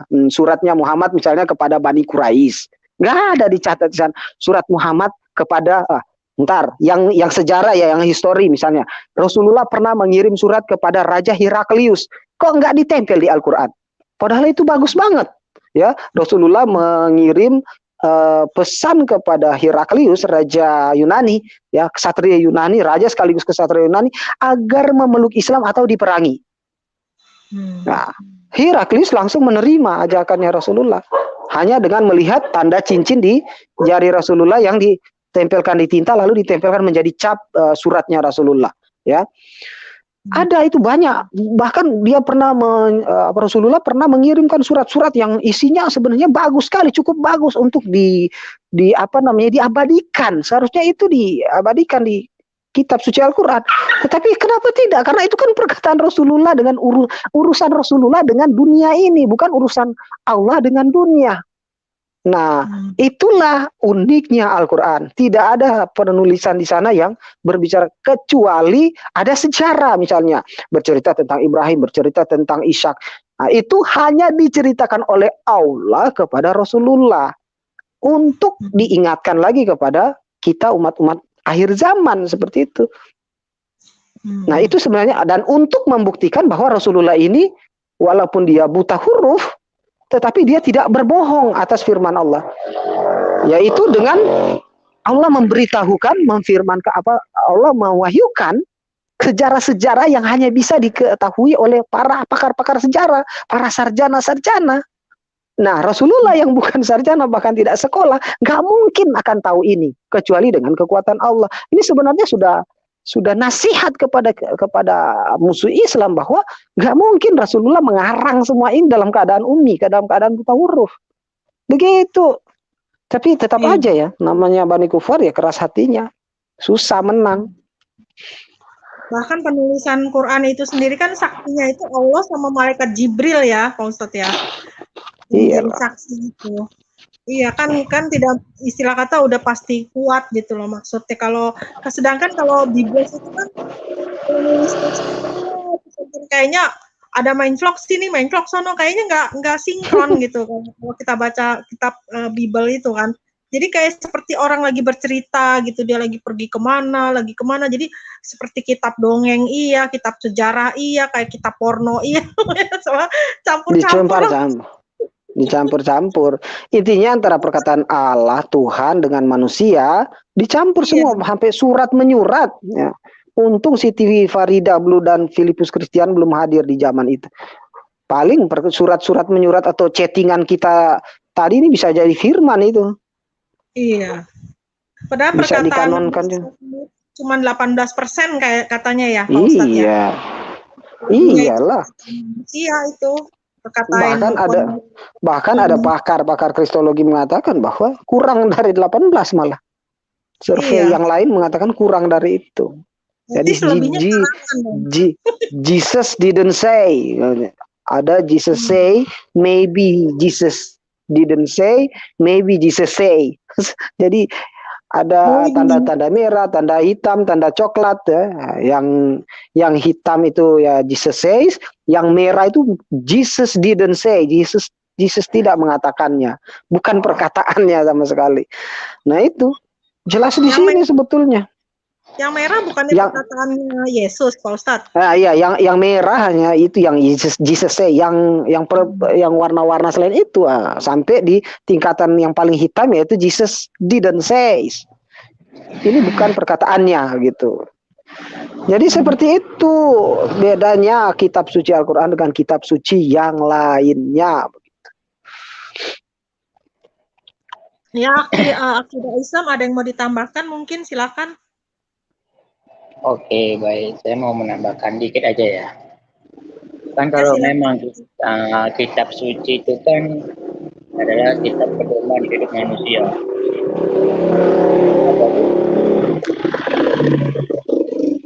Saya sering ya berdialog dengan Yusuf Manubulu tentang kitab-kitab yang mengandung unsur-unsur 18 tahun ke atas ya. Seperti contoh di Yeskiel pasal 23 ayat 1 sampai seterusnya, di Yesaya pasal 23 ayat 18, Hakim-Hakim 19 ayat 24, kira-kira lah gimana anak-anak membacanya gitu. Ini nggak dimasuk akal juga sih. Saya tanya sama mereka, kira-kira anak-anak inilah membaca ayat-ayat itu, gimana reaksi mereka? Soalnya saya sudah sering bertanya kepada anak-anak sekolah minggu ya, tentang ayat-ayat yang 18 tahun ke atas itu, mereka tidak diajari. Justru Yusuf Manubulu mengatakan, ayat-ayat itu diajari apa? Sebenarnya nggak diajari kepada anak-anak. Lah, dengan hal-hal yang kayak mana yang diajari? Kata Yusuf Manubulu dengan hal-hal yang positif. Sedangkan aja ayat-ayat itu mengandung hal-hal yang negatif. Gimana caranya menjelaskan dengan hal-hal yang positif. Ya, itu bisa sebenarnya menurut saya untuk menjelaskan kepada anak-anak pas bertemu dengan kata buah dada dia diganti dengan buah kurma, buah apel kan bisa. Diplesetkan. Itu makanya dibaca anak-anak pasti ditanya sama para pendeta kan, para pendeta pun nggak mau jawab. Pasti dia akan jawab ini bukan buah dada, ini buah apel. Pak Guyu, birahi itu apa sih? Wah, saya nggak bisa bayangkan deh. Untung dulu waktu saya jadi guru sekolah minggu, saya nggak pernah ditanya oleh murid saya begitu. Karena saya lama juga jadi guru sekolah minggu ya di daerah saya, di tempat kelahiran saya. Sebelum saya jadi pendeta pun, saya lama jadi guru sekolah minggu. Bahkan kalau di kami karismatik kan untuk jadi pendeta itu harus training dulu ya, training center dulu, training dulu, harus magang dulu, magang calon bukan magang ini ya, bukan magang calon mahasiswa, bukan magang selesai. Itu saya di tempat-tempat saya training itu di rumah-rumah pendeta pembina itu, ya saya jadi guru sekolah minggu. Saya nggak, alhamdulillah ya, saya pikir-pikir dulu setelah saya masuk, saya mikir-mikir seandainya ini semua kok ditanyakan kepada saya, sebab dalam Islam kan semua ayat bahkan ada hafiz Al-Quran dari kalangan anak kecil, bahkan ada yang 5 tahun udah hafal Al-Quran. Bayangkan begitu pergi ke buah dada ya, kalau seandainya Alkitab itu disetarakan dengan Al-Quran bisa dihafal, bayangkan anak kecil menyebut buah dada diganti dengan apa kira-kira di sana agar lebih 18 plus begitulah. Agar lebih baik lah begitu ya, lebih terfilter lah, nggak vulgar, istilahnya pembahasan 18 plus gitu. Alhamdulillah sih saya nggak pernah nemukan. Lanjut ya bagaimana? Saya dulu waktu Kristen juga nggak pernah dijelaskan mengenai ayat-ayat itu di Yehezkiel segala macam, nggak pernah dikasih tahu sama penatua saya, nggak pernah dibahas. Pinter ya? Iya nggak ada. Iya. Itulah memang ada unsur, karena memang jelas di situ ada unsur 18 plusnya gitu loh. Karena kalau itu masalah suamiku sedang perjalanan jauh, mari kita memuaskan birahi kita di sini semalam penuh. Itu nggak mungkin dibahas sama anak-anak. Ntar kalau ditanya birahi itu apa? Oh, birahi itu aus, atau misalnya birahi itu ngantuk. Waduh, bahaya ini kan. Jadi kita menambah-nambah dan mengurangi firman Tuhan kan begitu. Atau misalnya buah dadamu seperti menara Daud ya. Ingin aku mengguncangnya ya, misalnya ini buah dada, ini apa sih Pak Guru? Atau kita bisa menyebutnya misalnya dulu kan engku ya, engku kira-kira ini apa engku? Atau bisa Ibu Guru, Pak Guru, ini apa? Oh itu buah dada, itu maksudnya buah yang disimpan di dada, tapi sebenarnya itu buah salak gitu. Nah, itu kan lucu itu. Penambahan pengurangan kan nanti bisa menimbulkan dosa, sebab Nabi Isa sendiri berkata, jangan melampaui yang ada tertulis gitu loh. Jelas di sini nggak boleh melampaui yang ada tertulis. Nah, takutnya saya alhamdulillah dulu saya jadi guru dan saya waktu jadi murid sekolah minggu juga nggak seperti ini. Saya nggak ditanya dan nggak dijelasin ini. Kemungkinan orang kritis kayak saya kalau dijelaskan, wah saya tanya terus tuh sampai puyeng betul-betul penjelasan orang yang menjelaskan. Coba tanya, coba kita panggil ke anak sekolah minggu misalnya, ditanyakan itu, pasti nggak pernah dijelaskan. Kenapa? Karena itu ada unsur 18 plusnya gitu loh. Jelas, tapi mereka nggak mau sportif mengakuinya, itu saja. Yang saya dari sana kok, masa saya nggak tahu? Bani Oton itu kan pinter ngeles. Banyak di Matius pasal 10 kan mengatakan licik seperti ular, tulus seperti merpati kan? Iya. Dia licik seperti ular ya aja itu. Seperti merpati, liciknya dong seperti ular. Makanya kan saya bilang, jadi yang kitab suci yang sebenar-benarnya ya Al-Quran.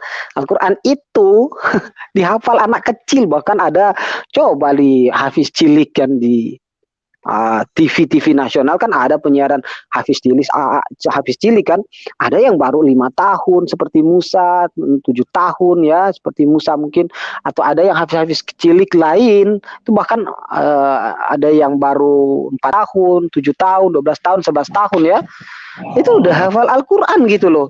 Saya nggak bisa bayangkan kalau di Al-Quran ternyata ada surat Kidung Agung misalnya ya. Allahu Akbar. Kasihan ya anak-anak membahas masalah birahi, terus waduh, terus dihafal dengan lagu lagi. Aku birahi kepada suamimu semalaman suntuk memuaskan nafsunya. Waduh, saya nggak bisa bayangkan itu. Saya pasti melihatnya itu pasti geli lah, pokoknya ngeri lah kebayangin itu ya kan, anak kecil menghafal sesuatu yang nggak harus dikatakan oleh lisan sucinya kan begitu, lisan bersihnya. Tapi kan kalau Al-Quran itu kan berisikan firman Allah, jadi nggak mungkin ya Pak Ustadz tidak begitu. Kalau Pak Iblas, iya. Ya saya kan cuma coba-coba ngeyel Mbak Siti. Seandainya di Al-Quran itu ada 115 surat, selama ini kan 114 surat. Seandainya surat yang ke 115 itu surat Kidung Agung misalnya, wah saya nggak bisa bayangkan tuh anak-anak mulai buat dadamu seperti, waduh, Masya Allah, buat dada bro. Saya geli Pak Ustadz. Sama, saya juga geli Mbak Siti. Makanya kan saya kalau ngayal itu, duh bayangkan ya coba kalau bisa. Untung dan sebenarnya itu, dan dengar dan sebenarnya itu adalah keuntungan mereka di mana Bible bisa diterjemahkan ke seluruh bahasa dengan menghilangkan original teksnya. Itu keuntungan bagi mereka. Seandainya original teks itu tetap di bawah, waduh parah itu dari bahasa Ibrani ya, terus dihafal seperti itu karena orang Ibrani juga menghafal kitab sucinya. Atau yang saya pikirin lagi yang paling horor nih yang ada di pikiran saya adalah itu adalah keuntungan besar di Arab sana, tidak ada Protestan ya, tidak ada yang Protestan di sana ya, atau yang karismatik nggak ada ya di sana, nggak ada yang Calvinis maupun karismatik. Di sana itu rata-rata Ortodoks ya, Kristen Ortodoks Syria, Kristen Ortodoks ya. Jadi ya mirip-mirip Yahudi begitu. Mereka bahkan nggak membawa kitab Kidung Agung, pengkhotbah, Amsal, Mazmur ya, Mazmur, Amsal, pengkhotbah, Kidung Agung, 4 kitab ini tidak ada di kitab suci mereka ya, hanya murni Injil ya. Saya nggak bisa bayangkan orang-orang seandainya ada orang-orang Protestan di Arab terus menghafal Injil, menghafal Alkitab, terus sampai ke ayat itu, nauzubillahi min dzalik, akan seperti tadi bunyinya. Lucu begitu. Dan inilah kemuliaan Allah yang seharusnya hanya bisa dipahami oleh orang-orang yang ulil albab, yang berpikir sebetulnya.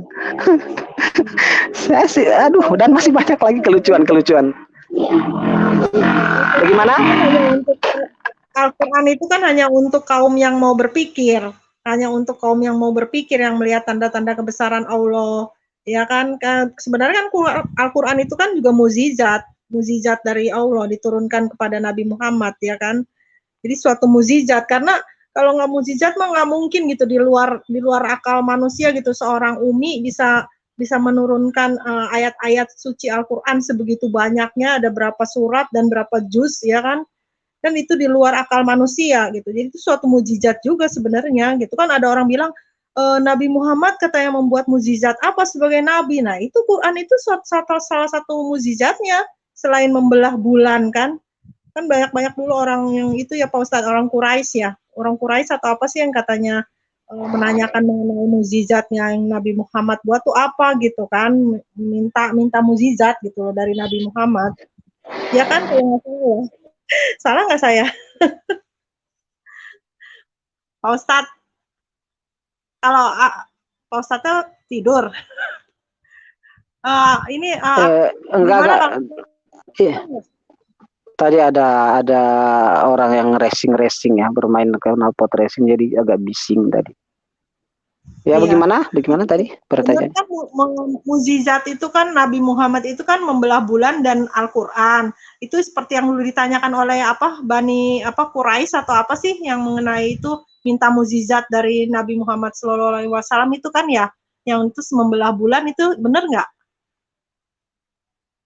Benar apa ya, salah? Ya benar Loh, bener kan? Kok salah? Kan bener lah, mujizat Rasulullah kan pernah membela bulan, dan itu telah dibuktikan oleh sains ya, bahwa sudah ada ya astronot yang menemukan itu, ilmuwan yang menemukan itu, bahwa benar tidak mungkin tanda ini kecuali bulan ini pernah memang benar-benar terbelah ya, dan memang itu sudah bisa dibuktikan secara sains, dan masih banyak lagi sebetulnya. Nah, namun ya namanya Al-Quran kan, Al-Quran ini kan ada 3 jenis mujizat di sana. Ada jenis mujizat akli, ya, kemudian ada 2 jenis mujizat, yang akli dan mujizat hizi ya. Hizi itu yang bisa dilihat, akli itu ya akal hanya bisa ditelaah oleh orang-orang yang berpikir begitu. Artinya dengan secara ilmiah begitu. Kalau nggak secara ilmiah, nggak dengan bukti-bukti ilmiah, nggak akan ketahuan itu benar apa enggak. Contoh, Rasulullah pernah menyebut tentang hari kebangkitan, di mana kepada sahabat dia katakan bahwa di hari kiamat itu Allah akan membangkitkan sampai ke sempurna sampai ke ujung jari. Kan Rasulullah sahabat bertanya kepada Rasulullah, ya Rasul, bagaimana mungkin Allah akan membangkitkan kita seperti sedia kala dalam keadaan utuh sebelum kita meninggal, sementara kita sudah tulang belulang ya. Ya, bagaimana caranya? Nah, Rasulullah mengatakan bahwa Allah akan membangkitkan kita sempurna sampai kepada ujung-ujung jari kita masing-masing. Nah, ini kalau ditelaah, yang disebutkan Rasulullah adalah sidik jari. Dan memang bro, ternyata kita akan dikenal ya. Bagaimana Allah akan mengenal umatnya ya. Allah akan membangkitkan kita dan mengenal umatnya itu sampai ke ujung-ujung jarinya masing-masing. Kan berarti ujung jari itu apa? Ternyata setelah ditelaah, umat manusia ini yang namanya makhluk yang bernama manusia ini, ada 100 triliun sekalipun atau 1.000.000 triliun sekalipun yang lahir di muka bumi ini, nggak ada satupun sidik jari yang identik gitu loh. Jadi orang yang sidik jari Filipus Christian misalnya ya, tidak pernah digunakan oleh satu manusia pun sebelum Filipus Christian lahir di dunia ini, dan sesudah Filipus Christian mati sampai hari kiamat tidak ada yang akan pakai sidik jarinya Filipus Christian sekalipun, nggak ada yang akan identik. Kalau agak mirip sedikit ada, tapi identik 100% nggak akan pernah, nggak akan ada. Dan itulah yang menjadi acuan pihak penyidik kepolisian misalnya di seluruh dunia di bidang ya, orang bergerak di bidang kriminal untuk menangkap pelaku sebuah kejahatan. Dan itu jitu. Dari mana ini? Ini bisa dibuktikan secara ilmiah. Hanya orang-orang yang berakal, yang menggunakan akalnya menyelidik. Artinya para ilmuwan bisa membuktikan kebenaran ini. Satu. Yang kedua, hujan misalnya. Sebuah air yang tindih menindih ya, kemudian terjadilah hujan, jatuhlah seperti titik-titik air dan terjadilah hujan. Proses terjadinya hujan ada dalam Al-Quran. Ada nggak di seberang? Nggak ada. Nah, setelah setelah ditelaah, ada ternyata benar ahli cuaca, ahli weather ini kemudian mendeteksi, mencari tahu, mengadakan riset, mengadakan pencarian fakta, dan jelas benar sungguh apa yang dikatakan Rasulullah benar-benar hanya bisa diketahui oleh orang-orang yang ahli ilmu. Padahal yang mengatakan si Rasulullah, si Muhammad yang adalah buta huruf. Tidak mungkin Muhammad mengatakan kecuali kalau bukan Allah yang berkata, kecuali kalau bukan Rasul atau Nabi yang bisa berkata sesuatu yang tidak mungkin terfikirkan oleh manusia. Kemudian lagi proses kelahiran manusia yang dari air mani menjadi air nutfah, menjadi ya ini cairan darah 40 hari menjadi segumpal daging menjadi, dan terus menerus sampai menjadi janin dan dilahirkan seorang manusia yang sempurna. Seperti itu tidak ada penjelasannya sedetail apapun, sedetail itu di kitab manapun. Nah, hanya ada di Al-Quran. Dan setelah ilmu kedokteran mencari tahu dengan keilmuan, sains membuktikan benar. Lah, sekarang Rasulullah masih bisa tidak dibuktikan sebagai nabi palsu? Setelah ilmu pengetahuan pun menyetujui perkataan beliau. Nah ini, dan masih banyak lagi bukti-bukti sains. Harusnya Bani Kufar memikirkan itu ya Pak Ustadz. Iya, ya namanya juga kagak ada. Yang pertama ya Bani Kufar bukan berarti semua bodoh ya. Jadi terbagi menjadi dua. Ada yang pintar tapi gengsi, ada yang gengsi sekalipun bodoh sekalipun, walaupun dia bodoh. Dan ada yang memang bodoh juga, tapi fanatik gitu loh, fanatik. Kenapa fanatik? Karena ya dia hidup di lingkungan yang kufur selama ini, itu orang kafir selama ini, lingkungan yang mendidik dia seperti itu. Nah, tetapi seandainya mau berpikir, saya rasa kalau semuanya berpikir, aduh, nanti Allah capek-capek nih menciptakan neraka sebetulnya. Karena ntar kosong kan, tidak digunakan juga percuma kan. Kalau Tuhan itu cuman seperti makhluk ya, berjenggot misalnya banyak rambut, capek kan dia buat bikin neraka, bangun neraka, terus akhirnya cuman tidak digunakan begitu ya. Oleh sebab itu ya mereka nggak menggunakan akalnya begitu. Kalau mereka menggunakan akalnya ya percuma neraka diciptakan, artinya mereka akan mualaf seperti itu. Jadi wacana bukan wacana ya, kok wacana ya. Jadi isu Filipus Kristian pun masuk Islam karena kebodohannya. Kalah debat dengan seorang ustadz, aduh, kamu belum ketemu ustadz itu ya. Untung saja dia sudah almarhum ya. Kalau enggak, masya Allah, habis kau itu kalau masih ada beliau. Saya sayangkan sekali beliau itu wafat sebelum ngetopnya perkara kristologi, ngetopnya musim kristologis ya, musim apologet itu ada ya. Jadi tahun 2008 ya, sebelum saya bersyahadat 2008 ujung dia sakit, 2009 Maret ya, sebulan setelah saya bersyahadat, dia meninggal karena memang sudah bertahun-tahun menderita sakit ya, tifus pada waktu itu. Tapi kalau enggak dia sehat, wah habis sudah kalian. Bukan cuma saya yang dia dapat ya, yang dia beri pengertian. Mungkin dia jadi kristolog sekelas siapa ya, sekelas Don Ditan mungkin sekarang, atau sekelas Menahem Ali atau sekelas Antonius Kainama misalnya, Agustinus Kainama misalnya, atau seperti siapalah Insan Moko Ginta misalnya. Dia akan sekelas itu kalau enggak ini. Tapi ya beliau itu hadir di zaman belum ada YouTube ya.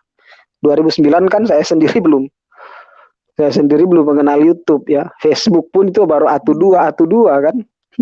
Belum ada yang paham betul tentang Facebook karena Android di waktu itu kan belum marak, baru satu-satu. Baru GPRS kan, zaman GPRS. Sebenarnya Pak Ustadz, kalau orang Kristen itu sebenarnya mereka sih nggak ada yang bukannya bodoh sih, maksudnya cuman terlalu sombong gitu loh, terlalu sombong. Iya, sombong. Kalau bodoh sih enggak. Nggak mau mengakui kebenaran dari ajaran Islam. Jadi dia merasa ajaran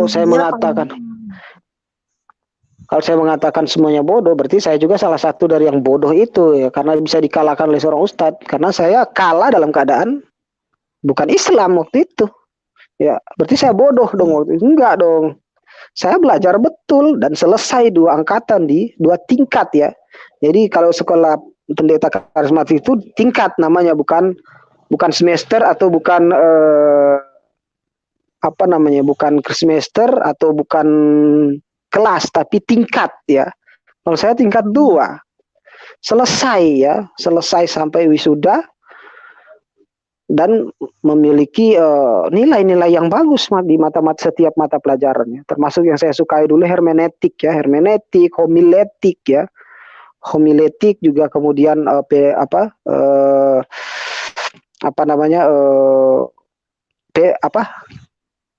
eskatologi ya. Saya paling suka eskatologi. Eskatologi itu pelajaran tentang kedatangan Nabi Isa kedua kali, tentang kembalinya ada return of Isa lah begitu, atau tentang akhir zaman ya, sesuatu yang belum terjadi. Kemudian ada hermeneutik, itu saya paling suka. Ibrani, Yunani ya apalagi, sampai sekarang saya masih belum lupa abjadnya, cara tulisnya, hurufnya, bukan di luar kepala, di dalam kepala, alif sampai tahu dalam bahasa Ibrani, Yunani dari alfa sampai omega itu saya hafal semua bentuk huruf, cara tulis, hukum-hukum bacaannya masih hafal begitu kuat di ingatan saya. Berarti bukan. Sebenarnya Pak Ustadz, sebenarnya kalau orang Muslim itu mu'alaf atau Muslim, sebenarnya kalau dia mau menyingkirkan kesombongannya itu kan, kalau kita ini kan menyingkirkan kesombongan kita, ya keegoan kita. Jadi kita walaupun kita pintar, tapi kita menggunakan akal sehat. Kalau mereka itu pintar menggunakan kesombongan dia, jadi akal sehatnya itu disingkirkan sama dia gitu loh. Udah nggak bisa berpikir secara logis lagi gitu. Iya, makanya kan makanya di awal tadi saya katakan, ketika kebenaran sudah berbicara, maka akal sehat pun, ilmu di sana akan tunduk kepada kebenaran. Tunduk dia kepada kebenaran. Nah, ketundukan saya kepada kekalahan saya pada waktu itu dan masuk Islamnya saya, yaitu bukti bahwa itu sudah membuktikan bahwa kebenaran nggak bisa dikalahkan dengan ilmu setinggi apapun. Sebab kebenaran punya suara sendiri, bro. Kebenaran memiliki cara sendiri untuk menjelaskan dirinya sendiri. Itu kebenaran namanya. Kalau pembenaran ya dia cari jalan. Iya, kalau pembenaran ya dia punya jalan sendiri, bisa diupayakan. Kalau kebenaran dia nggak perlu diupayakan sekekeh apapun, dia akan berbicara sendiri. Orang bilang kok bisa kalah, berarti kalau Islam ini kan ajarannya semuanya ada dalilnya, ya kan? Kalau Bani Kufar kan kebanyakan asumsi. Jadi pakai asumsi aja, nggak ada datanya, nggak ada dalilnya gitu loh. Kalau umat Muslim kan bisa berbicara kebenaran karena memang ada datanya, ada ayatnya, ada suratnya gitu kan, bukannya perkataan dari manusia gitu. Ini akidah Islam mau ditambahkan mungkin, silakan. Akidah Islam bukannya Bang Sutisna ya, bukan? Bukan Bang Sutisna. Kok mirip Tatang Sutisna ya? Bukan. Tapi suka ada di JCC. Oh, saya sering di JCC, di Aditya Taliang. Kalau di HMC jarang-jarang saya masuk. Di HMC nggak pernah datang ya? Pernah sekali dua kali. Bahkan saya masuk grup WA YPM atau WIT di grup. Ada yang mau ditambahkan? Ini kita udah mau ini udah malam juga, Pak Ustadz. Di closing aja sama Pak Ustadz, ada statement closingnya apa? Closing statementnya sebelum ditutup. Closing statement aja lah. Nggak ada yang mau ditambahkan. Iya, silakan nanti kalau mau closing statement atau Pak Ustadz duluan, silakan. Ya. Jadi sesuai judulnya aja ya, sesuai judulnya tadi ya. Apa namanya? Apa judulnya tadi? Aisyah ajaran Islam pernikahan atau bukan ajaran Islam itu hanya untuk ajaran Islam itu hanya untuk orang yang mau berpikir dengan akal sehat. Ya, betul ya. Jadi ketika kebenaran berbicara ya, buat pemirsa sekalian, kebenaran itu punya caranya sendiri untuk menjelaskan siapa dirinya. Tetapi pembenaran punya banyak cara juga untuk menjelaskan dirinya, namun pembenaran tak akan pernah menang dari kebenaran. Dan ketika kebenaran bersuara, maka upaya pembenaran dengan bersenjatakan ilmu apapun, ya, pengetahuan dan kepinteran apapun tidak akan mampu mengalahkan yang namanya benar gitu loh. Jadi ya inti daripada keselamatan ketika kita mencintai Allah dengan segenap hati, Tuhan dengan segenap hati, Allah dengan segenap hati, dengan segenap jiwa dan segenap akal budi. Nah, perkataan Debel yang seperti ini cocok dengan dengan ajaran Islam, yang mana orang Islam itu melandaskan setiap keimanan dan syariat kepada akal. Ya, satu, bukan berarti diakal-akali. Satu, orang itu wajib sholat, bro. Tapi wajib sholat itu syarat-syaratnya yang pertama balik, yang kedua berakal, ya. Orang yang sakit jiwa nggak wajib melakukannya, ya. Nggak wajib untuk menjalankan syariat apapun yang ada di dalam agama Islam. Apa-apa diukur dengan akal. Artinya akal sehat, ya, bukan ngakal-ngakalin, bukan ngibul-ngibulin, ya, tapi akal yang sehat. Ketika akal kita sehat, maka kita akan mampu mengerjakan segala sesuatu atau mengakui kebenaran dengan sungguh-sungguh, lalu kita mengerjakannya dengan ikhlas dan tulus, serta kita mampu untuk istiqomah di dalamnya, ya. Tapi kalau akal kita dewakan, akal kita mengutamakan akal kita yang terbatas ini, maka pembenaran akan selalu muncul dalam kehidupan kita.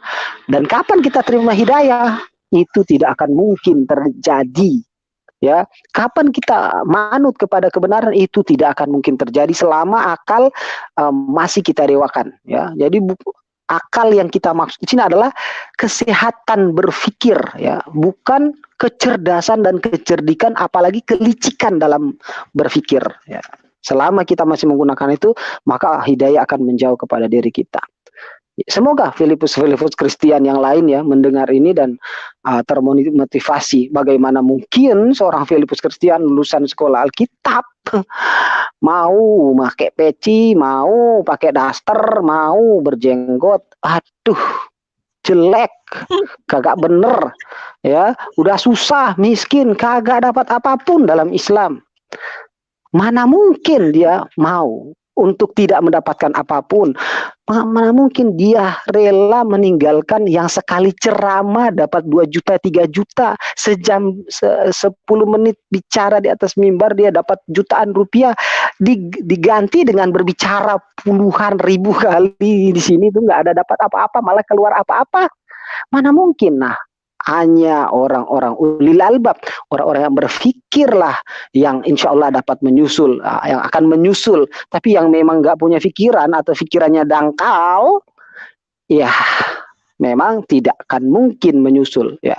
Saya kira seperti itu, ya, Mbak Siti Farida Mutmainah. Iya. Ada yang mau ditambah, itu closing statement ada dari Aki Pendeta, Aki Pendeta lagi. Ini ada yang datang dulu soalnya nih. Assalamualaikum warahmatullahi wabarakatuh, Pendeta Abednego. Kok datangnya pas sudah mau closing nih? Waalaikumsalam warahmatullahi wabarakatuh. Iya, silakan, ada yang mau disampaikan. Saya nggak ngelihat ini. Oh, Pendeta Abigail, ya, bukan Abednego, ya. Pendeta Abigail, iya, silakan, ada yang mau ditambahkan. Apa temanya? Apa ini temanya? Temanya ajaran Islam, itu hanya untuk yang mau berpikir dengan menggunakan akal sehat. Wah, temanya bagus ini. Kenapa udahan? Bang Mahadewa nih. Bang Mahadewa ini mah nih. Ngibul nih Pendeta Abigail lagi, suaranya juga begitu. Kenapa temanya? Temanya apa? Untuk yang berakal. Jadi memang jelas, ya, bahwa Al-Quran itu konon katanya Nabi Muhammad dijuluki sebagai manusia barbar. Manusia yang hidup di zaman Rambo, bukan di zaman John Travolta. Manusia yang hidup di zaman batu, bukan di zaman sabu-sabu. Tapi luar biasa, bisa menghasilkan karya yang amat luar biasa. Tapi itu bukan karya Nabi Muhammad, itu karya Allah Subhanahu wa Ta'ala. Itulah Al-Quran. Dan kenapa di Al-Quran itu begitu banyak ya yang namanya ilmu sen gitu kan. Ternyata ilmu sen di dalam Al-Quran itu bukan diperuntukkan untuk seorang Mahadewa, bukan diperuntukkan untuk seorang akidah Islam, bukan diperuntukkan untuk Pak Isan, tetapi itu diperuntukkan untuk Filipus Christianus, Siti Farida, dan diperuntukkan untuk orang-orang yang berpikir di zaman now. Jadi yang namanya Al-Quran itu ilmu sennya betul-betul masuk logika dan sejalan dengan apa? Dengan ilmu pengetahuan. Kita tidak mungkin yang namanya menolak itu semua. Itu dulu dari gini aja.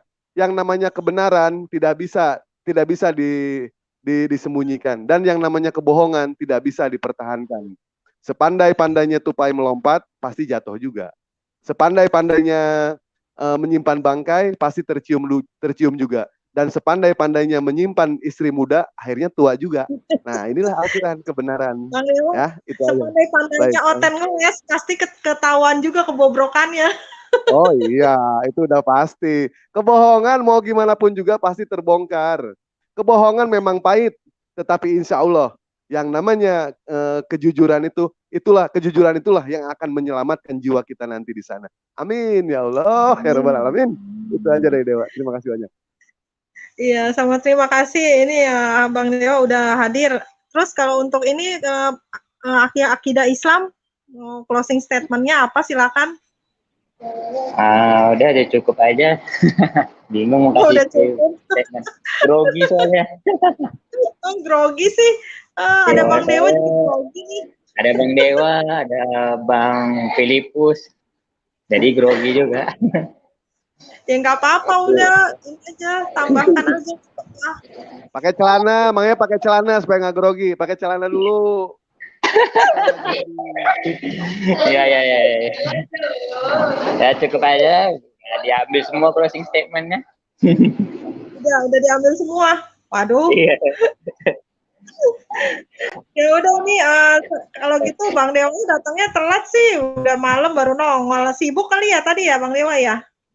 Tidak. Tapi tadi ada yang WA ke Dewa. Dewa disuruh masuk ke Ibu Siti Farida, katanya mualaf. Kata Dewa teh, ada apa di sana? Ada Oten bukan? Enggak, masuk aja. Ya sudah, Dewa coba masuk ke sini gitu ceritanya. Dikirain Dewa teh ada janda muda gitu kan, janda bohai, aduhai, bahenol, demplon. Enggak taunya enggak ada, adanya akidah Islam. Ustadz Filipus. Ya, kata Dewa, sama aja ini mah. Tadi kalau mau ada tuh di Aditya Tali yang ada tuh. Oh gitu. Nah. Baik. Nanti ini pun diundang sama HM sih supaya datang ke sana, ya kan? Kebetulan ada perempuan yang nantang Dewa buat diskusi, ya kan? Dan ini ada taruhannya ini. Ini taruhannya luar biasa banget gitu kan? Kata Dewa siap lah gitu. Jadi taruhannya Dewa tantang. Kalau dia kalah jadi ketiganya Bang Dewa. Ya betul. Kalau dia kalah dia harus nikah sama Dewa. Kalau Dewa kalah berarti dia nikahin Dewa. Begitu taruhannya. Sama aja dong. Itu kan taruhan nguntungin. Taruhan itu nggak boleh merugikan. Harus menguntungkan satu sama lain. Itulah taruhan. Kalau merugikan ya jangan. Pak Ustadz pakai ketawa itu. Ya udah. Nanti kapan-kapan makanya kalau saya live lagi Bang Dewa datang deh, nanti saya hadirkan dah janda deh. Insya Allah semangat itu kalau dihadirkan, wah semangat Dewa bener. Detik pertama Dewa udah masuk itu. Kalau ada yang bohai ya kan, bohai bahenol demplon siap lah pokoknya Dewa mah. Walaupun Oten nggak apa ya? Nggak apa-apa, Oten juga nggak masalah. Ya udah nanti coba nanti kalau misalnya ini saya cari-cari Oten dulu, cari domba yang hilang dulu dah di kandang domba. Sebentar, saya pengen nanya ke Ibu Farida. Ibu Farida mualaf kan di sini kan? Iya betul. Udah bisa ngaji Bunda? Kalau ngaji, saya kebetulan guru ngaji saya ini nih kehilangan guru ngaji nih saya nih. Oh gitu. Ya saya gini. Saya tadinya belajar ngaji. Terus udah 2 bulan, terus kebetulan saya kan kontrakannya saya pindah. Nah jadi beliau ini nggak bisa ngajarin saya lagi karena kan jauh. Nah, jadi saya udah putus nggak ngaji lagi saya semenjak saya Nggak udah pindah.